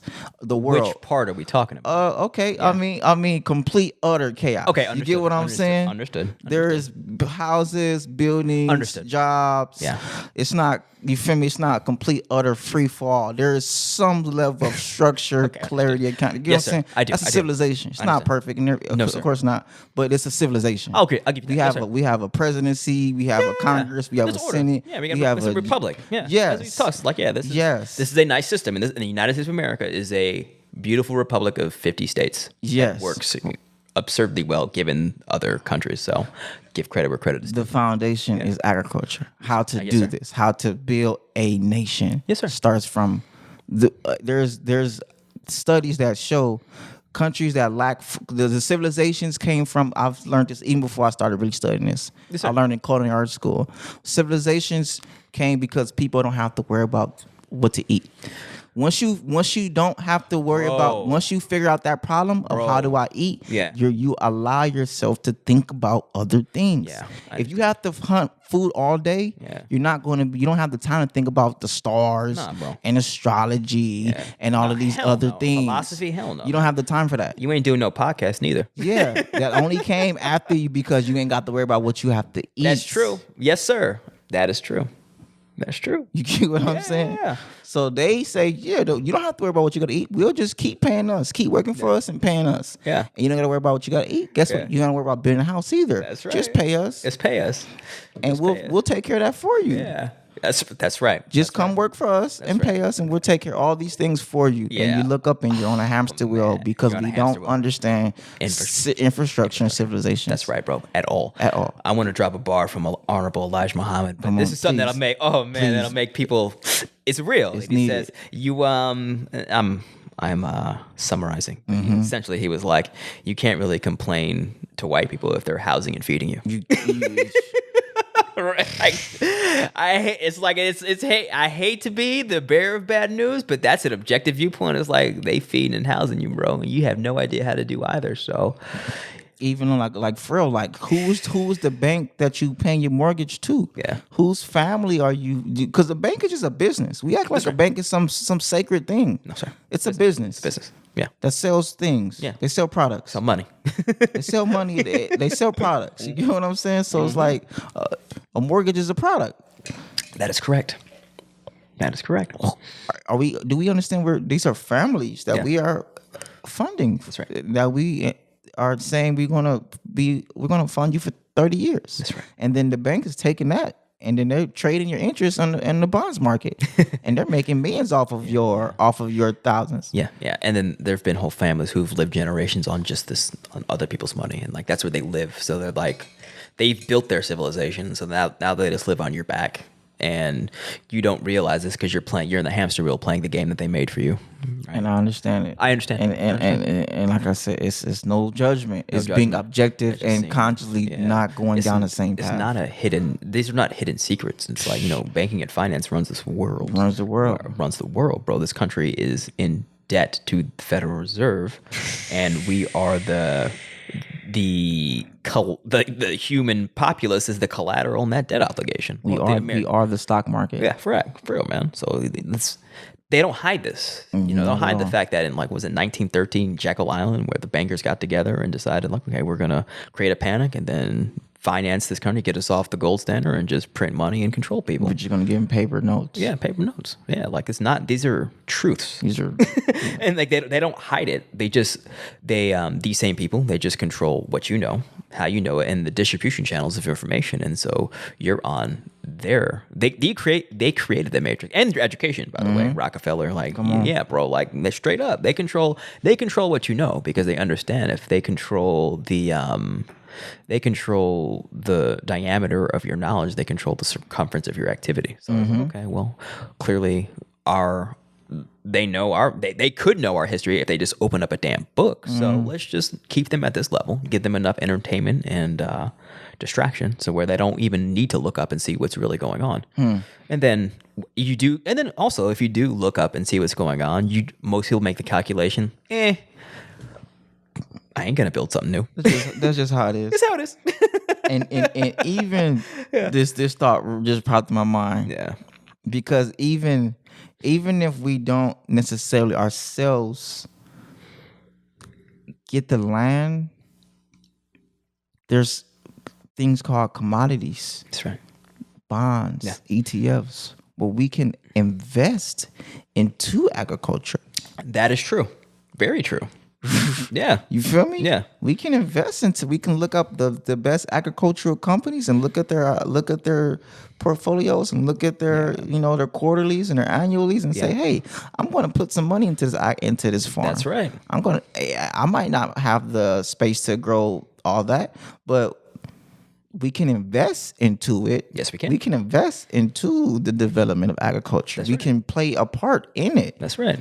And we can put money in our bonds and say, all right, I'm just gonna have an ETF. I'm just gonna put some money in an ETF. And it's a good place to start. It's a great place. It's a great place to start because then it's just you're devoting your energy into something that you would like to one day be an actual part of. So yeah, if you go with the intention of like, I want to do more than just invest in someone else's agriculture. I want to be a part of it, but I could start here. Start small and then grow, get your knowledge up, and then start growing food in your backyard, and then build. And then it starts with educating others to be of the same mind. Then you build a collective, an aggregate, right? And then you build stuff together, like a community garden.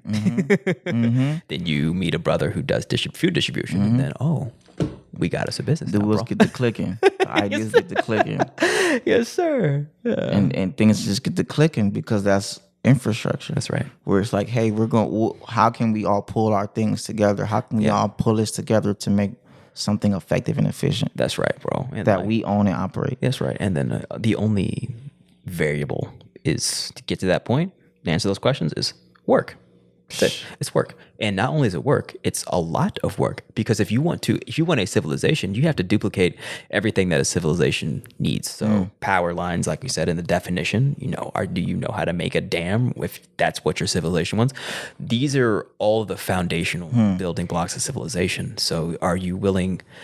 Most people ain't willing to put in that work right now until this world crumbles and they realize they're going to have to. So, but you and I, and this is what I wanted to get to when we first started, is like what connects us is it's work. We connect on a spiritual level, but before that, what we see in each other is like we understand the work. And not only we understand the work, we understand how much work there is to be done. And given that, we understand that we don't have the luxury of not accepting work because they don't ascribe to a certain spiritual practice or religion. Like that absurdity is so far out of our reality that it's not even a thing. So it's like, and you saw it in me, I saw it in you. It's like, yeah, man, it's like we got work to do. I don't care what religion you are. I don't care about anything about your personal belief system. I care about your ability to get worked on and having that urgency. It's urgency, bro. It's like you and I, they saw us talking, and it's like we was talking business. We was talking for a while, bro. And we were talking for a while. I don't even remember, but it was all business. All business about what we need to do as a people. And then more people came in the conversation. It was like I remember one of them was like, bro, I just want to just make sure I'm tapped in. I just want to not be left out of what y'all talking about. I understand. And I was like, facts, bro. Facts. I remember saying. I feel the same way. Yeah, I feel the same way. I don't want to be left out either, bro. Yeah. And to be honest, he's actually tapped in with me since then. He's like, I didn't even realize it was the same brother from that conversation, but he just came and helped me set up my shop at Lamarck Park. And it was the same bro. Come on. Come on, as it should be, bro. Yeah, and it's like that was just two of us meeting. Not randomly, because not at all. That was the least random. That was a God moment. God was like, okay, y'all put enough work. Boop. Man. But yeah, it's just. But my point is, so y'all put in enough work to start this new work. Exactly, bro. Yeah, and we both understand like this work is never going to stop ever. My teacher is a retired neurosurgeon and built community gardens post-retirement. You feel me saying? And I know I can't compare myself to him, but it's like he lit a fire in me because it's like, bro, what are we doing? Facts, bro. What's really going on, bro? Yeah. This man is nation building. Facts. Until he can't nation build no more. That's right. Yeah, and he'll die a nation builder. Like once you realize the mission and the plan, there's no retirement. Traveled to 70 countries. Yeah. Came back to Compton. That's what's and is retired. There we go. You feel me? There we go. Like there's no retiring at that point because you see the scope. Most people see the scope of what's required in this hour, and they're like, "I'm good. I'll take a vaccine and watch TV." Right? And it's funny, like it's literally that's what they're putting out there. It's like, just we'll take care of it. Hey, bro. Today I was in an Uber and I heard that they're gonna open up a section for the vaccinated people. They don't have to wear face masks. Yeah. And it was like it was such just like, oh yeah, look where. And I was like, wow, this is what we're coming to. That's what we're. Yeah, and like there isn't no one. First of all, there isn't no one vaccination. Why we acting like, you get what I'm saying? Yeah, bro. It's not a one thing. You feel me? Yeah. And number two, all the news outlets still say just because you get vaccinated doesn't mean you can't catch it. You can't pass it. You can't catch it again or pass it again. So it's like, mind man. you, I'm not anti-modern science. Hell no. At all. Not at all. My teacher is a retired nerd. You get what I'm saying? Exactly. I'm for all of modern science. No. This is This is something else. This is something else. And bro. I'm not afraid to say it. No, me neither. It's like, no. Your objective is not to extend people's life. Your objective is to get as many people vaccinated as possible. Why? And y'all said that. Yeah. Why? And mind you, like I said, why? I haven't caught a cold, bro. Yeah. So it's objectively, it would not make sense for either of us to inject a mystery concoction that we don't know what's in for our supposed health. To prevent me from something that I haven't caught and that I have a very low likelihood of catching because I take great care of myself. Exactly. And then an even higher unlikelihood of dying from it. It's just like, it's especially when it comes to this shit. We said it, bro. Yeah, we said it. No, we just said it. We going in, bro. We going in, bro, because it's like, I gotta like. I'm not gonna play with that. I ain't playing with that one, bro. And like, people need us to speak out on it because we need to highlight the absurdity of what's happening because people are getting caught in the pendulum of that energy of, oh, I must do this to fit in. To get back to some type of false normalcy. False normalcy. That's right. The world will never be normal again. Hell no. I graduated college in the 2008 stock market crash. That's right. Yeah. I learned early there is no go back to normal. We're still operating on that chain, whatever that was. Yeah, the world never got back to normal. It got to normal. It's always going to move forward. And everything. Everyone just worked more hours for less pay after that. Right? That was. I was there. Yeah.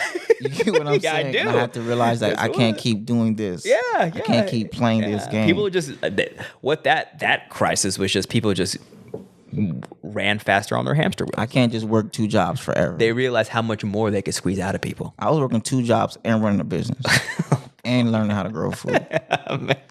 Yeah, man. But the point is, I can't do that forever. I know that. Yeah, and I realized that in my corporate, I ain't doing it forever. Are you kidding me? Why? Why would I do this forever? But it's like, yeah, man. Especially in the context of now, I see the funding of agriculture. Yes, sir. You get what I'm saying? Mm-hmm. And that leads to what we was talking about. One thing I definitely want to share with people is this industry. When we talk about agriculture, right? We're talking about this big word, right? It's essentially a foundation. Yeah. It's like a step one, but there's so much specialties. Yeah. That come from this foundation. Yes, sir. You know what I'm saying? Medicine.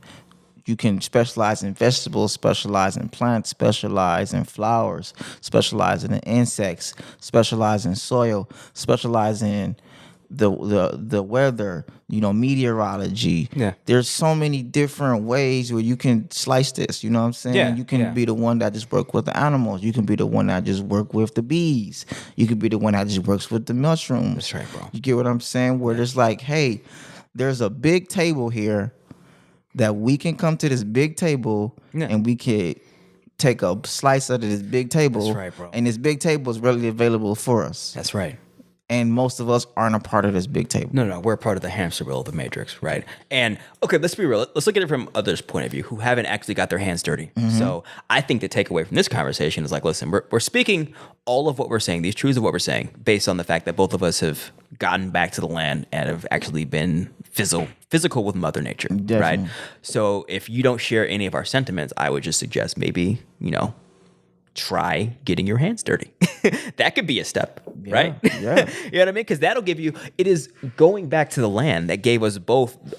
It's not these conclusions that we arrived at, and this objectivity is natural given that we went back to the foundation. Mm-hmm. So if you have no connection with the earth, you have no connection to the foundation of your existence. Mm. So I think, or I know that if you were to go back to the earth, whether it's growing something in your backyard or going to a community garden and getting your hands dirty, then the truth of what we are saying now about the absurdity of what's going on in this current world right now is it's going to be made self-evident to you in a garden. So now the choice is yours.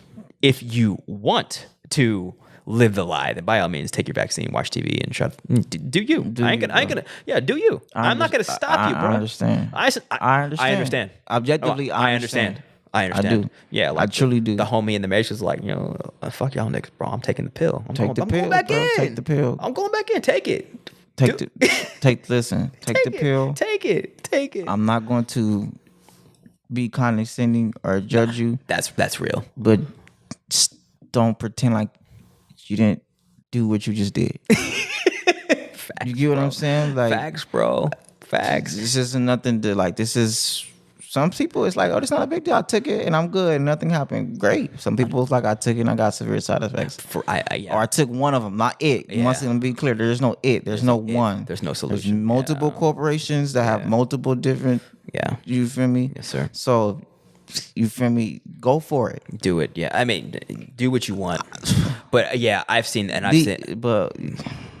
seen the people that have had bad experiences, and I genuinely feel for them because I genuinely do. I genuinely feel for them. I'm almost like, man, like a lot of people are pressured into it. It's pressure. Bro. A lot of people are very pressured into it. But it's bullied. A lot of people are bullied into it. They're bullied into it. It's the same as high school. Like, oh, you're not doing that. You're stupid. You're stupid. No, I'll tell you, ain't nobody said that to me. They know better. Me neither. They just know they keep quiet around me. They ain't finna come for me because they know I could defend my position. We know self-defense. The self-defense of argumentation. Facts. Not even argumentation. It's just knowing yourself. That's not even argumentation. It's like people ain't gonna come for you. They come for those who are uncertain. Exactly. And then they bully them with labels. Exactly. So let's look at this diagnosis of this. The labels right now. It's anti-vax. Come on. Anti-vax, Trump supporter, Republican. Mostly anti-vax right now. Anything else that they call people who are anti-science. Yeah. Anti-science, I've heard that that's one. That's how they get you. Yeah, that's how they get you. And then it was shame. It was shame. Different ways of shaming you. Getting you to shame. Shame and guilting you. Yeah, and if like you're listening to your intuition is like, man, this is fucking sketchy, right? But you're not able to be objective. And then describe why it is sketchy. Shame and then don't work on me. No, it don't. And then it don't work on me either. But and then actually, let's look at the statistics and being like the chances of an able-bodied regular person dying from this are minuscule. But yet you want to vaccinate $7 billion and Bill Gates is running the show. Like, come on, bro. Come on.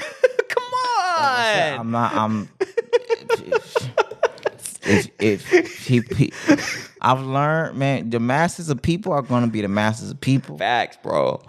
And I have to be objective with the masses of people. Facts. No, you have to. And I can't have my emotions involved in the masses. It's hard, bro. It's very difficult. Because it's like, well, this is what we're going to do? This really?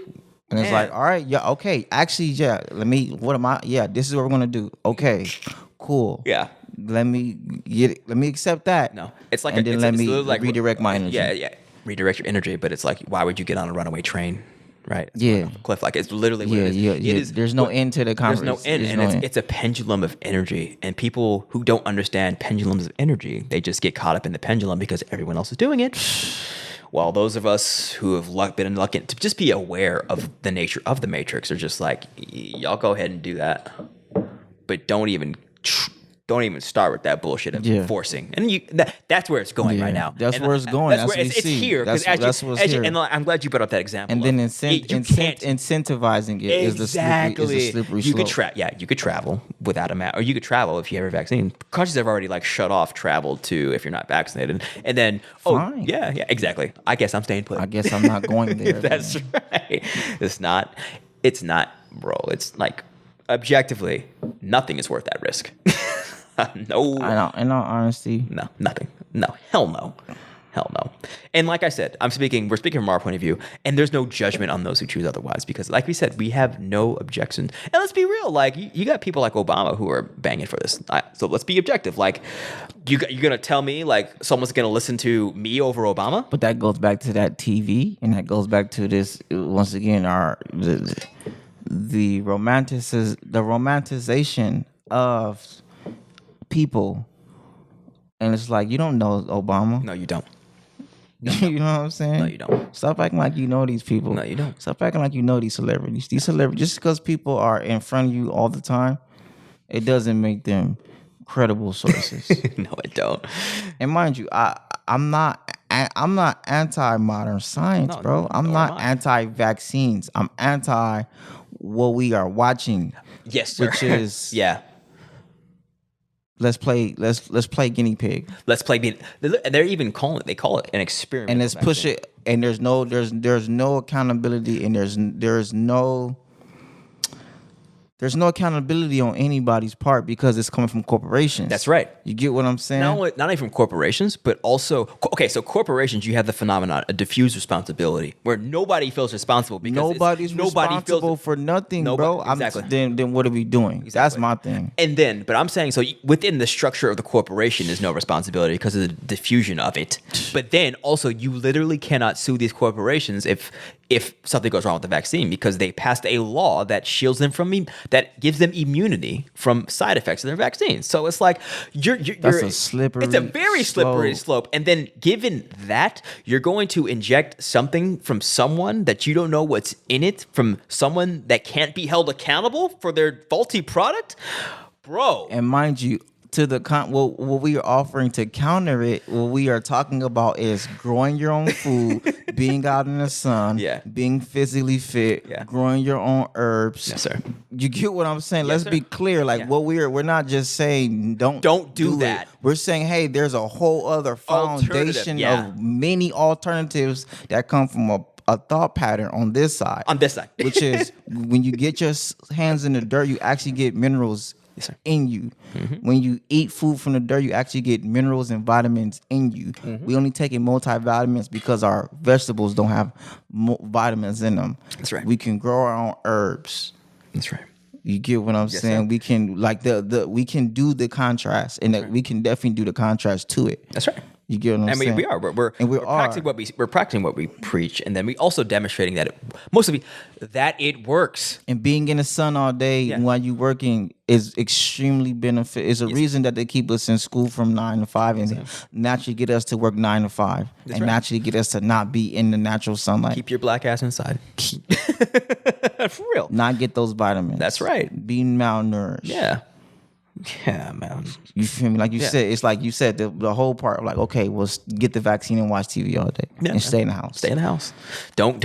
You get what I'm crazy, saying? Bro. Like, wear your mask. Don't talk to people. Don't aggravate. It's like, man, like y'all don't see where you at. You just happy to hopefully one day get back to normal. So you'll do whatever it takes. And by the time you realize it's a wrap. And then come back outside and drink more and eat more fast food and do more things that lead to you being sick. Yeah. I'm good with that. And I'm glad, like, no, we're speaking clearly. We're speaking just, it's objective. Yeah, I tell, man, listen. It's objective. Like, I'm not ashamed. Grow some food. Yeah, thank you. And get outside. Yeah. Exactly. And get connected with nature. Exactly. And okay, like I said, our solution, we have demonstrated that it works.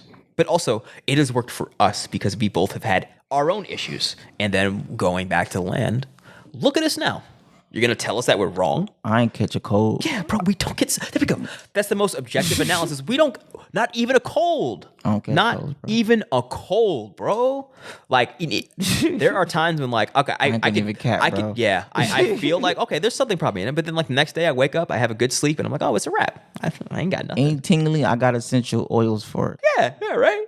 And I got a herb for it. I got plants for that. It's not anytime I feel anything about something there's plants and herbs and essential oils and all types of medicine. Yeah, man. And people. I mean, I think. And there's a whole sun outside. I think so. You know what I'm saying? Yeah, I do. I live what you're saying. And people they hear all this natural stuff and just automatically write it off as like, oh, that's crazy stuff. I need drugs. Drugs are the answer. But I'm like, okay, like I'm not gonna argue with that. Like, you live your life. If you think you got to live on a concoction of pharmaceutical medication to live, then who am I to tell you you're wrong? Just you do you, bro. Like, straight up. It sounds hippie-ish because it's free. You know what I'm saying? No, it sounds crazy because it's not capitalistic. Not at all. Not at all. And to be honest, it doesn't make everybody else rich, so it sounds off-putting. It sounds off-putting because it's not making everybody else rich. Yeah, it's counter to the programming. It's counter to the programming of capitalism and the counter of the programming of the elites who want you to live in their matrix so they can live off you. live off you. And some people choose that because they like the show. You can grow your own oregano right now in an apartment building, in any house. You can grow your own oregano. Yes, sir. You get what I'm saying? Yeah, you can, man. You can grow your own oregano and boost your immune system. You can grow your own microgreens, and I've done it. I do it, and it's easy. It's very easy. It's very. You can grow dandelion. That's right. And keep your kidneys clean. That's right, man. You can grow kale in an apartment building, in a house, anywhere. You can grow spinach anywhere and keep your engine. You know, your digestive system is your engine. Facts, bro. You can keep your engine strong and keep your heart light. That's right, bro. Digestion. That's right. And it's we mentioned fasting earlier, but now that we're here and talking about digestion, it's like when you fast, you allow your body time to digest its food. Right? That's what it comes down to. It's imperative. Your body can rest. It can fully digest the food, ingest those nutrients, and also detoxify the food, detoxify your body from the toxins you're just ingesting, because everything is toxic in our world, unfortunately, because the ground is toxic and plants, even organic, like you're gonna catch some work.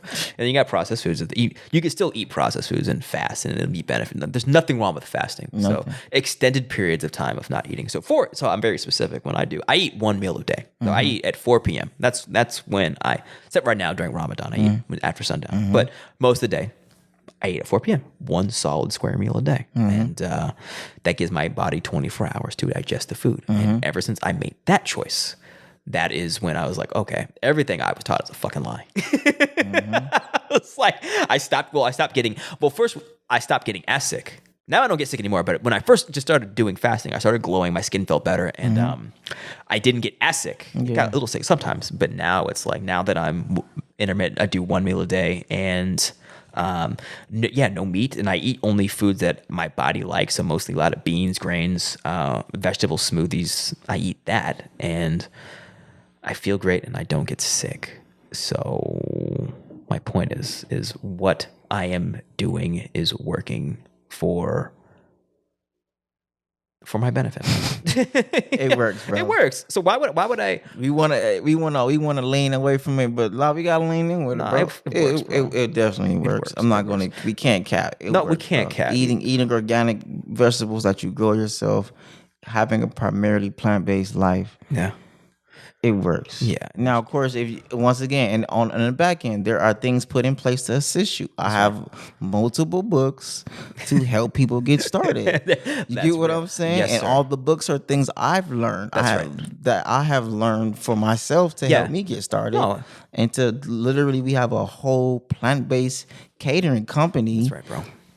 And we have a book that teaches you our recipes, where you can learn recipes from actual Le Cordon Bleu chefs of how to eat plant-based food. Yeah, and you can learn how to feed children, and you can learn a book that will help you prepare your mind. That's right. And we have a book that we donate that teaches you how to grow food anywhere. Yes, sir. All the time. Yes, sir. You can grow food anywhere. That's right. So like you said, everything we're talking about is things that we're also like hitting you with the back end. Like, bro, it's not real. Yeah. I mean, it's real. It's not a game. Yeah. And Adam, you're right here. You got plants. Got them final calls. Don't sleep with them final calls. No, right. Don't play with them final calls. That's right, bro. For real, man. And we have the solutions. Like, we got the solutions, bro. And it's not even ego. It's just like you said. Allah we have Allah to use us to be able to be here, to be present, to be able to look at all the things we have done objectively, because we created these things. We created them, like literally from the ground up. Like everything, like. I didn't know self-made until I started doing it, and I didn't realize that, like, a year ago, I was in a parking lot pushing final calls. I still do that. Don't get me wrong, there's nothing wrong with that, but like, bro, it's just when you're doing things that people don't see. Only we can see our visions, right? So you can't expect other people not to join you and not see when they don't see the vision. So you have to be willing to gun it by yourself for a while. Value sees value. That's real. That's real. And that's why we're both talking to each other, because we're like, we've been out doing our John Wayne cowboy shit. You know what I'm saying? And it's like, oh, Allah was like, all right, you put in enough work. Here's a little assistance, but don't get comfortable. No, there's no comfort, man. Don't get in your ego. Don't get comfortable. Too much work. It's too much work, bro. And we're consciously doing the things we said we're gonna do. Yeah, that's right. right. And I know that these conversations are only going to lead to more work. You get what I'm saying? Thanks, bro. And they're only going to lead to more accountability and more discipline and more levels of awareness and more levels of responsibility. Yeah, because you just said like you had the solution. So what if you got 50 emails and we're like, yo, what's good? What's up with that book? Explain it to me. It's your responsibility, right? It's like that's right. I got a whole show. That's right. I put the things in place. As a private citizen, I have to learn how to put things in place so that people don't have to keep coming to me. Legal systems in place. Yeah, put things in place. That's right. Systems, businesses. That's right. Organizations, products in place. That's right, bro. I have multiple books. I have a website. Mm-hmm. I have a Instagram. We have YouTube. And now we have this podcast. That's okay. We have this podcast. Yeah, so now I'm able to hey, that's right. Like anything, mind you, this show podcast, you know what I'm saying? But just saying you have allowed me to come on here and be able to communicate. Yes, no, you get what I'm saying? That's the things are the help that we are saying is readily available. This is up to you to tap in. That's right. And bro. you don't need me. Nobody needs me to walk them through to tap into all the things I've spent 15 years building and put in place for a reason. That's right. And I built infrastructure. That's for right. A reason. That's what infrastructure is. So you don't have to do that work that we've done because we've done the work. And it's not our work. It's not our individual work. We work as if we working for our people. Yeah. Period. So that's it's yours. Dedication, the inception of dedication catering is because it's dedicated to my community. Thank you. And dedicated to the people to show them a different narrative. That's right. To show them fine dining, high quality, plant-based food. Yes, sir. And what people call a food desert, but what we call is food apartheid. It's not a desert. That's good. Bro. This is terrorism that we're dealing with. Exactly. Let's be clear. Let's be very clear. This is not a desert. This is by design. This is terrorism. This is by design. That we are dealing with in our community. And that's all we've known in this country. And then you're so traumatized that you aren't willing to see it objectively. Like you're being terrorized, bro. We're being terrorized. Bro, my daughter watched a snippet of news cycles about COVID, about fear mongering, but it was regular just news snippets together. She started crying. Come on.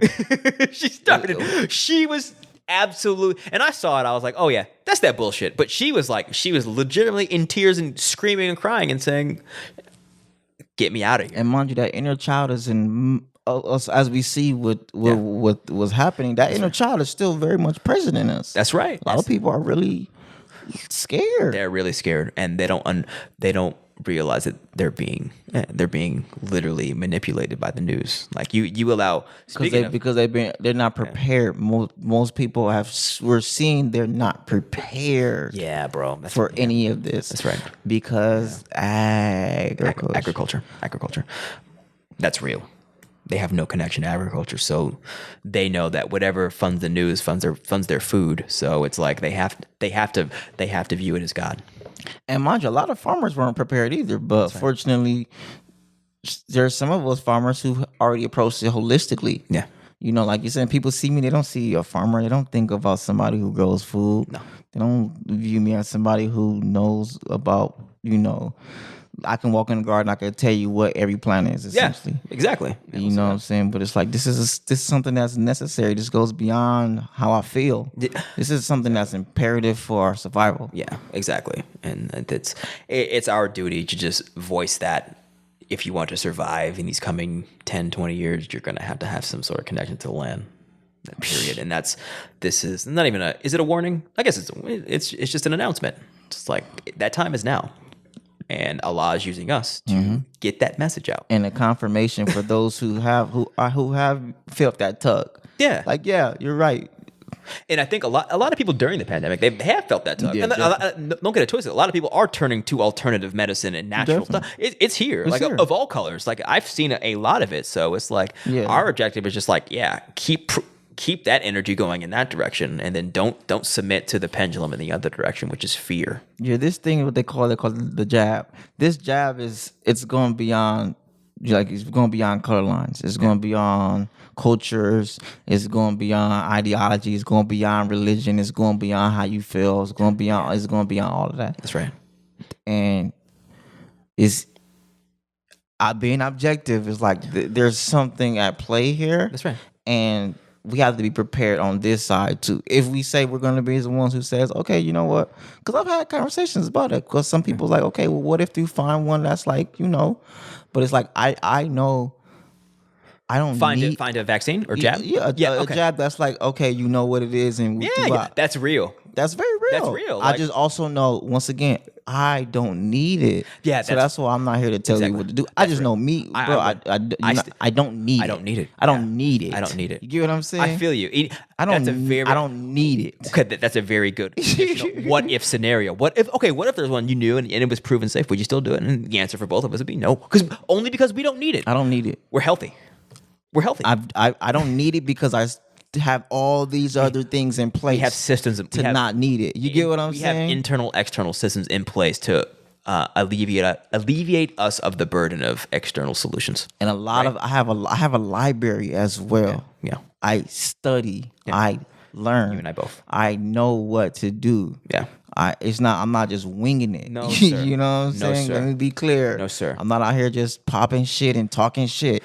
That's true. You know what That's I'm saying? true. That's very true. That's very true. I understand what minerals I need. Yeah. What vitamins I need, and I do things to facilitate my body being at its most optimal position. Yeah, so as best as it possibly can. So you're not being reactionary. You're being solutionary. I've been solutionary. You've been solutionary. We've been solutionary. That's right. And it's like, why?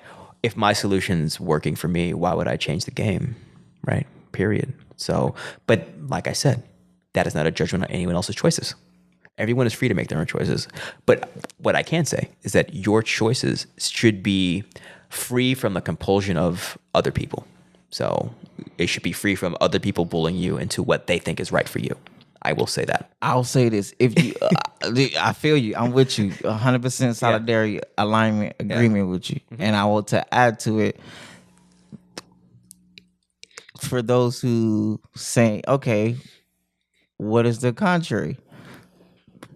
Come on this side. Come find out the contrary. There we go. That's right. We just taught a class about how to make tinctures yesterday. Right. That's real. You get what I'm saying? We just taught a class about how to make tinctures. Yeah. Come to the community garden. We're gonna build a Zen garden and be able to, in time, have a frankincense tree and have a myrrh tree. Exactly. You know what I'm saying? Yeah. We're not capping. No stretch. By no stretch, bro. By any stretches is cap, and it's letting people know. There's people, we're not gonna play these games. No, hell no. I'm not a lab rat, bro. No, hell, I'm not. I'm not a lab rat. I'm not a lab rat. You're not about to experiment with me. No, hell no. I'm not a lab rat with my body, and I'm definitely not a lab rat with my mind. Like, quit playing, man. Quit playing, bro. You have a library. Yeah. You get what I'm saying? Exactly. I study holistic doctors. I've been studying holistic doctors. I have many books about holistic doctors. Yeah, bro. Yeah. You know what I'm saying? I study my thyroid gland. You get what I'm saying? You and I both. You get what I'm saying? I've treated my thyroid gland specifically from my doctor, who is a naturopath, who is also very much against what's happening right now, who is not a black person, who is a Korean, who is of the same mind as us. So it has nothing to do with color. Get you some tuning forks. Get some tuning forks. Get some singing bowls. Yeah. Get your frequencies right. Oh, man. Yes, sir. Realign your chakras. That's real. It's a real thing. It's a real thing. Get some tuning forks. I love tuning. Tune your body right. Get your body at its proper frequencies. It's real. Yeah. You know what I'm saying? Get a singing bowl. Meditate. Right. Put on some 432 hertz sounds. Yeah, bro. Yeah, I'm getting all just thinking about because we got to deal with the cells. That's real. And our body as our body as a body. Yeah. You know what I'm saying? Go watch Hood and Healthy. Facts, man. You feel me? Yes, sir. Yeah, pull up to Leimert and chop it up. You know what I'm saying? Chop it up on Sundays at Leimert. That's right. Yeah, come through. Like, we ain't playing out here. We are not playing. And like, how you know Allah is God is He's using the most despised people on the planet to give you wisdom to show you the way out. Now you can lie to yourself and be like, what we're saying is cap and bullshit, but it's not. It's cool. It's asleep. With courage. Yeah. I have courage. Yeah, I know that much. Yeah, that's what I'm saying. I had to have courage. I come from West Side Compton, bro. Facts, you get what I'm saying? Yeah. Like, there's certain things I'm not afraid of. That's real. I've faced death. When you face death so many times and you come face to face with death and you come face to face, or a contract, when I moved to Hawaii and I lost it all. Yeah. Let it go of all of the physical possessions. Dope. There was a time where I lived in Hawaii where I didn't have $1 in my account. Damn. And guess what? The next day, I still was. I woke up the next day. And then guess what? I woke up the next day after that. Yeah. And then it was like I was free, bro. Yes, sir. And mind you, now I have the most fiat I've ever had in my life. Now, you know what I'm saying? Yeah. But just understanding that, like, I've spectrums. I've went to extremes. There's nothing I'm afraid of. That's right. There's nothing that no one can take from me. We have explored the extreme, which is the illusion of lack. Exactly. Mind you, like I said, I was living in Hawaii with nothing in my account. Yeah. You get what I'm saying? That's Walk to the beach. That's when I really got centered. I appreciated nature more, bro. That's real. Because I couldn't go spend. I walked to my garden and ate food from the community garden because I had no money to go buy no food. Yeah. Yes, sir. You get what I'm saying? Yeah. Yes, sir. But there's also a time when I lived in Hawaii and I lived in a 3-bedroom house and there was a G-Wagon in the parking lot. Yes, sir. Yeah. So, You get what I'm saying? what is the takeaway from this? Is it's like you created your way out, and you had everything. Agriculture. Agriculture. Yeah, agriculture was always there, and everything you needed was right at your fingertips. But it took the pressure of circumstance and the pressure of the pressure of the illusion of lack to get you to go. Yeah. So that's facts. and that's why you can't really look at any obstacles in your life as and it was an illusion. Yeah, it's all illusion. And I had it, and I found so much true happiness there. I've never been to this day. No, okay, I've never been happier than I've been when I lived in Hawaii. I understand. Nah, I understand, bro. I understand completely. Oh man. And I'm going back soon. That's what's up. Yeah, and it's but yeah, you mentioned something earlier about this what we've done. We essentially we both explored those extremes. Your extreme was just the $0. My extreme was just ego, death. Being in the psych ward. So I've been there. And it's like what really unites us is that like those extremes forced us to be self-sufficient. No, forced us on the path to self-sufficiency. And so now we're together, we're essentially, there's your Conta Community Garden and my quote unquote podcast, but there's both of them shits are mine. You know what I'm saying? Both of them shits are yours. So it's like there's we're self-sufficient, but everything we do is us. And but it's our commitment to the work and going to those extremes that allow us to see the unity of our cause. Right? It's unity of cause. So it's like, nah, bro, we doing the work, leaning in fully to our mission. Yeah. So I don't even got it. Like if people think like the whole another illusion is mine. I see what you're saying. What is yours and all that is God? Islam. Peace. So let's be real here. Like, there's no mine anywhere, right? So it's like, nah. Like, I'll use that word when it suits to describe something. It's the illusion of separation. But right now, it's like, yeah. So I'm like, you do your thing, it's me doing my thing, and vice versa. Facts. But what we want to show people is like, yeah, we both have quote unquote our own things going on, but we're doing our thing together because we understand the overlying theme is like, this is all ours. Yeah. Exactly. Right. Tom Mary. Yeah, right. Yeah, it's all ours. So we're acting in accordance with the divine truth that this is all ours and all one. So yeah, I'm just like, we just have different specialties right now. Right? Yeah. You in the garden, I'm in a spreadsheet. And I appreciate and I value your specialty. It's much likewise, needed, and it's much needed, bro. Yeah. It's much value and it's much honors to you, because this is a big deal. Yeah, it's a big deal. Yeah, sir. You got to have just discipline, professional structure when if you want to build, bro. You got to have building. You need to have administration. You need it. Trust me. HR is nice. So when you go out, it's the objective person of the organization is like, actually, both of y'all is bullshit. But these these structures are essential if you want to build anything. And so I know my role, and you know your role. Yeah. And it's like this is literally building a nation, right? And we're showing you what it looks like. It's not about having the same quote unquote religious viewpoint or whatever. It ain't about that. It's about having just a united mind and a united spirit. Because like when I first met you, it was like seeing my mirror image, with dreadlocks.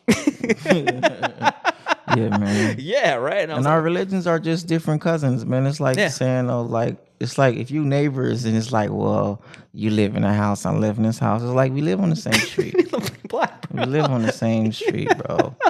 And the street is higher, is higher self, Allah, goodness, love. Exactly. That's the street. The street name is love. That's right, bro. And you were led one direction, I was led another, but we in the same damn spot. Yeah. That's it. And then love. The beautiful about it is like we have different now. And work. Street is love work. Work. I live on love and work. Those are streets. Those my cross streets. Straight up, bro. That's our lives. Love and work. Because love drives our work, and all we do is work. Including while we're here, midnight on a Friday night. But we don't view it as work because this is all love. Yeah, even when I'm not working, I'm working, bro. That's right. I have to make myself, like even yesterday after a long day of Earth Day, I wanted to turn on like, okay, there's things to do. And it's like, no, bro, just stop trying to do everything. Stop trying to do.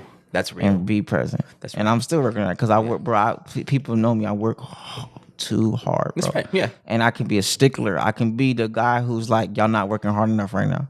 Yeah. You know what I'm saying? I feel you. And it's like, bro, relax, bro. Chill. I've had to be like that at the ground. People have to tell me like, Tim, relax, bro. We're just and I'm like, well, nah, bro, this is serious. This is equity. This is trillions of dollars. If we don't, I'm that guy. Like we don't. That's why we in the position we in because nobody take this serious. You that nigga, bro. That's why. Y'all want to play with this. Meanwhile, California is making billions of dollars, and everybody else is making billions of dollars out of this. And we think this is a fun, some fun, cool, cute thing.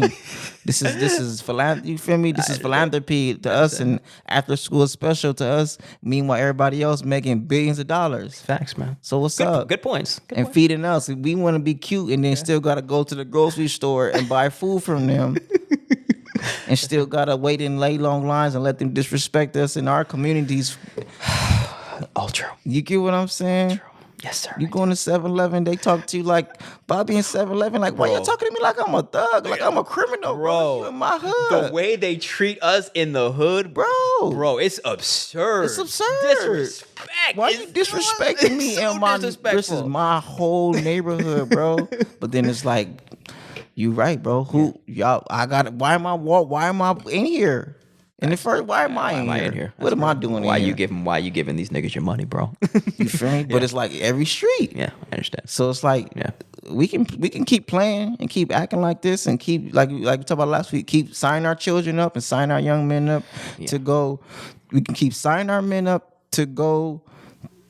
Be on everybody else's infrastructure. We keep signing our women up to go be on everybody else OnlyFans and everybody else everything. That's real, man. You feel me? Yes, sir. Yeah. We can keep doing this, or they can come with us, or not because they both different infrastructure that we don't own. That's real. Yeah. No, we do not.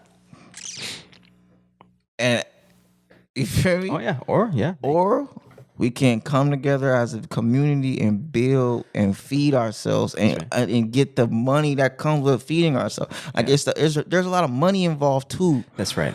Involved in feeding ourselves. There's a lot of money on the table. Yes, sir. And there's a lot of space for us to feed ourselves. That's right.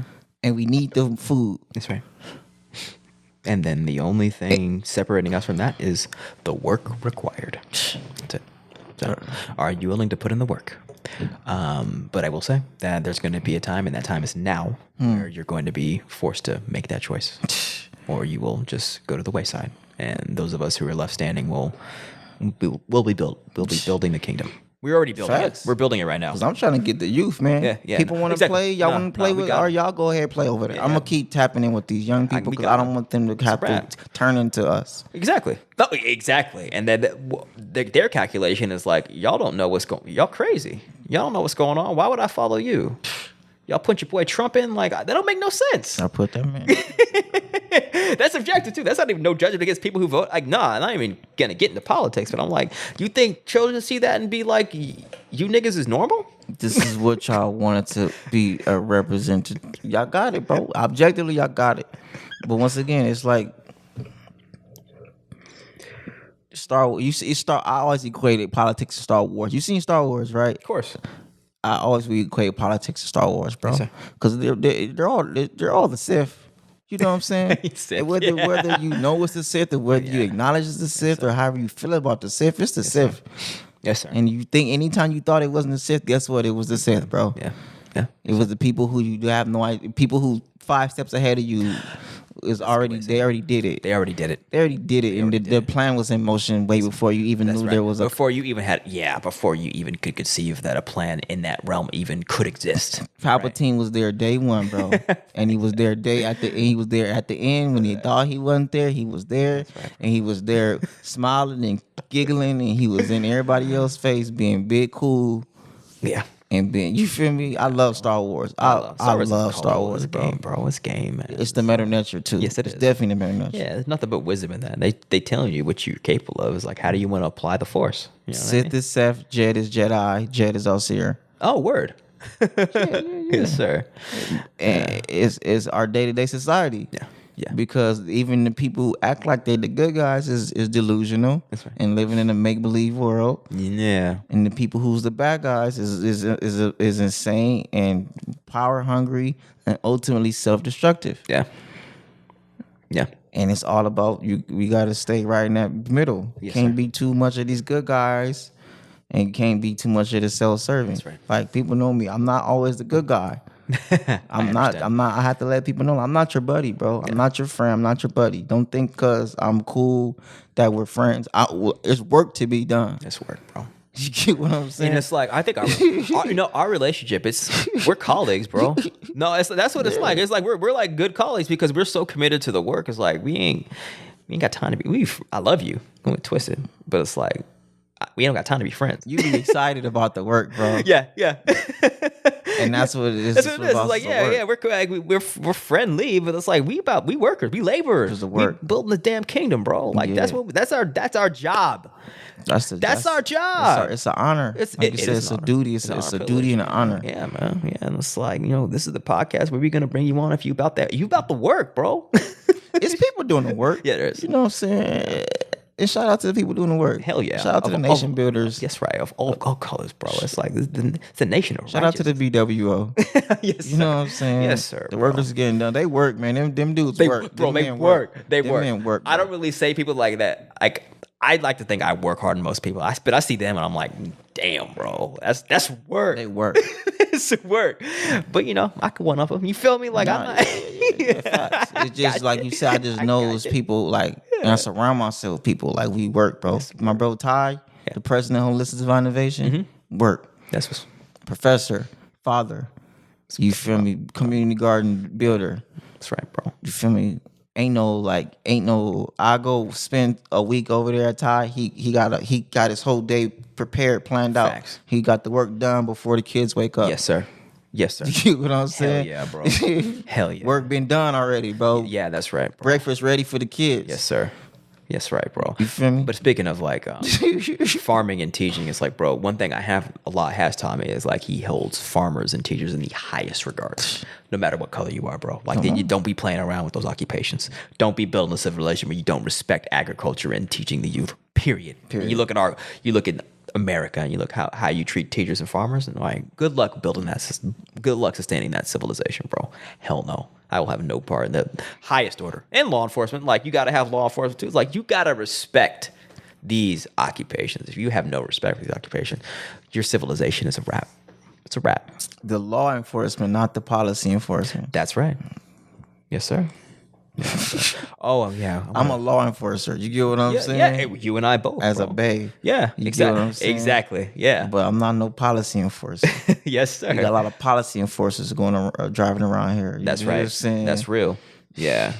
Yeah, because the law is divine law. Come on. You know what I'm saying? And that's your job, bro.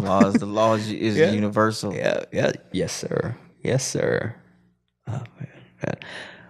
Oh man, we keep going, man. Yeah, but yeah, if you want to turn it down, we can turn it down. I'm getting relaxed. I feel good. But I did want to ask you, is like, when you wake up, do you immediately meditate? Because that's what I want to talk about. Yeah, bro. I do my very best to, when I wake up, I go right into meditation. Now, do you stay laying down or you sit up? I stay laying down. Okay. I've been doing that. Yeah, I've been doing that. Yeah, it's like, because you're kind of playing between both worlds. That's all set. Yeah. You feel me? We defined that already. Yeah. Yes, the trance, the blurring of the lines. Asyr is the Lord of the dream world. Understood. So when I wake up, it depends. If I have a detailed dream, I'll wake up and I'll write my dream down right away. Okay. To be able to remember. Yes, sir. To be able to figure out what did I learn. What did you learn? What can I bring here? Because it's symbolism. Mm-hmm. So it might not make sense, but it has a meaning. That's right. It's not literal. It's an alternate reality. That's real. That's exactly what it is. I definitely, if I don't have an intensive dream that I remember, I'll do my best to meditate right away. Before and right before. Good idea. After I sleep and right before I go to bed. That's good. Good idea. I try to blur the lines. That's right. And then as I blur the lines, now I'm able, when I go in the dream world, I'm awake. Yeah. You feel me? Exactly. And that allows you to extract more information and knowledge from that realm. Exactly. Bring it back here to this realm. As the Asyr that I am, which is also my birthright and my superpower. Yes, sir. That we can go into that dream world and bring it back here. That's right, bro. And what I'm learning just firsthand is like, everything in that realm, it's a message that you need to take. Mm-hmm. You really got to take it serious. Mm-hmm. You got to take it just as serious as the message you're hearing right now on this podcast. Mm-hmm. So, no, that's information that you're privileged to hear. Mm-hmm. So do you want to listen to it? And what I've with myself, it's like a lot of it is stuff I don't want to deal with. Mm-hmm. Yep. But that's what I'm going with right now. I'm finally being forced to confront my issues because it's like, there's no escape from them. They're right here. They popping up. How are you gonna handle it, black man? Right. Pull them weeds up, man. That's right. So it's pull them weeds up, man. Yeah, merge those. It's necessary. And as you do, and you teaching me how to do, and you teaching else how to do, and everybody learning from you. Exactly, bro. Because them weeds is out. We all got them weeds, bro. All of us got those weeds, bro. There could be the weeds of bad decisions, and weeds of bad belief systems, weeds of bad relationships. It's all you got to pull them out, look at them objectively, and then, like we said earlier, look at them and learn from them. Mm-hmm. That's it. And then if you can, make tea. Right? Come on. Yes, sir. Make a tincture. You know what I'm saying? Make a salad. Feel good, bro. Feel phenomenal, man. I always feel good, man. Yes, sir. I'm excited for the next one. Yeah, me too. All right. Yeah, hey, we flow. Yeah, but man, go ahead. Nice, let's end it out, man. Let's end it out. Yeah, that's a good flow. Yeah, man. We ended good. Ended the night on that meditation dream state. Yes, sir. Love you, bro. I love you as well, man. Yes, sir. Much gratitude. Yes, sir. In the name of Allah, the Beneficent, the Most Merciful. All praise is due to Allah, the Lord of the worlds, the Beneficent, the Most Merciful, and Master of the Day of Judgment in which we now live. Thee alone do we serve, thee alone do we beseech for divine aid. Guide us on the right path, the path upon whom thou hast bestowed favors, not upon whom thy wrath has been brought down, nor upon those who go astray. Ameen. Ameen. Islam. Yes, sir.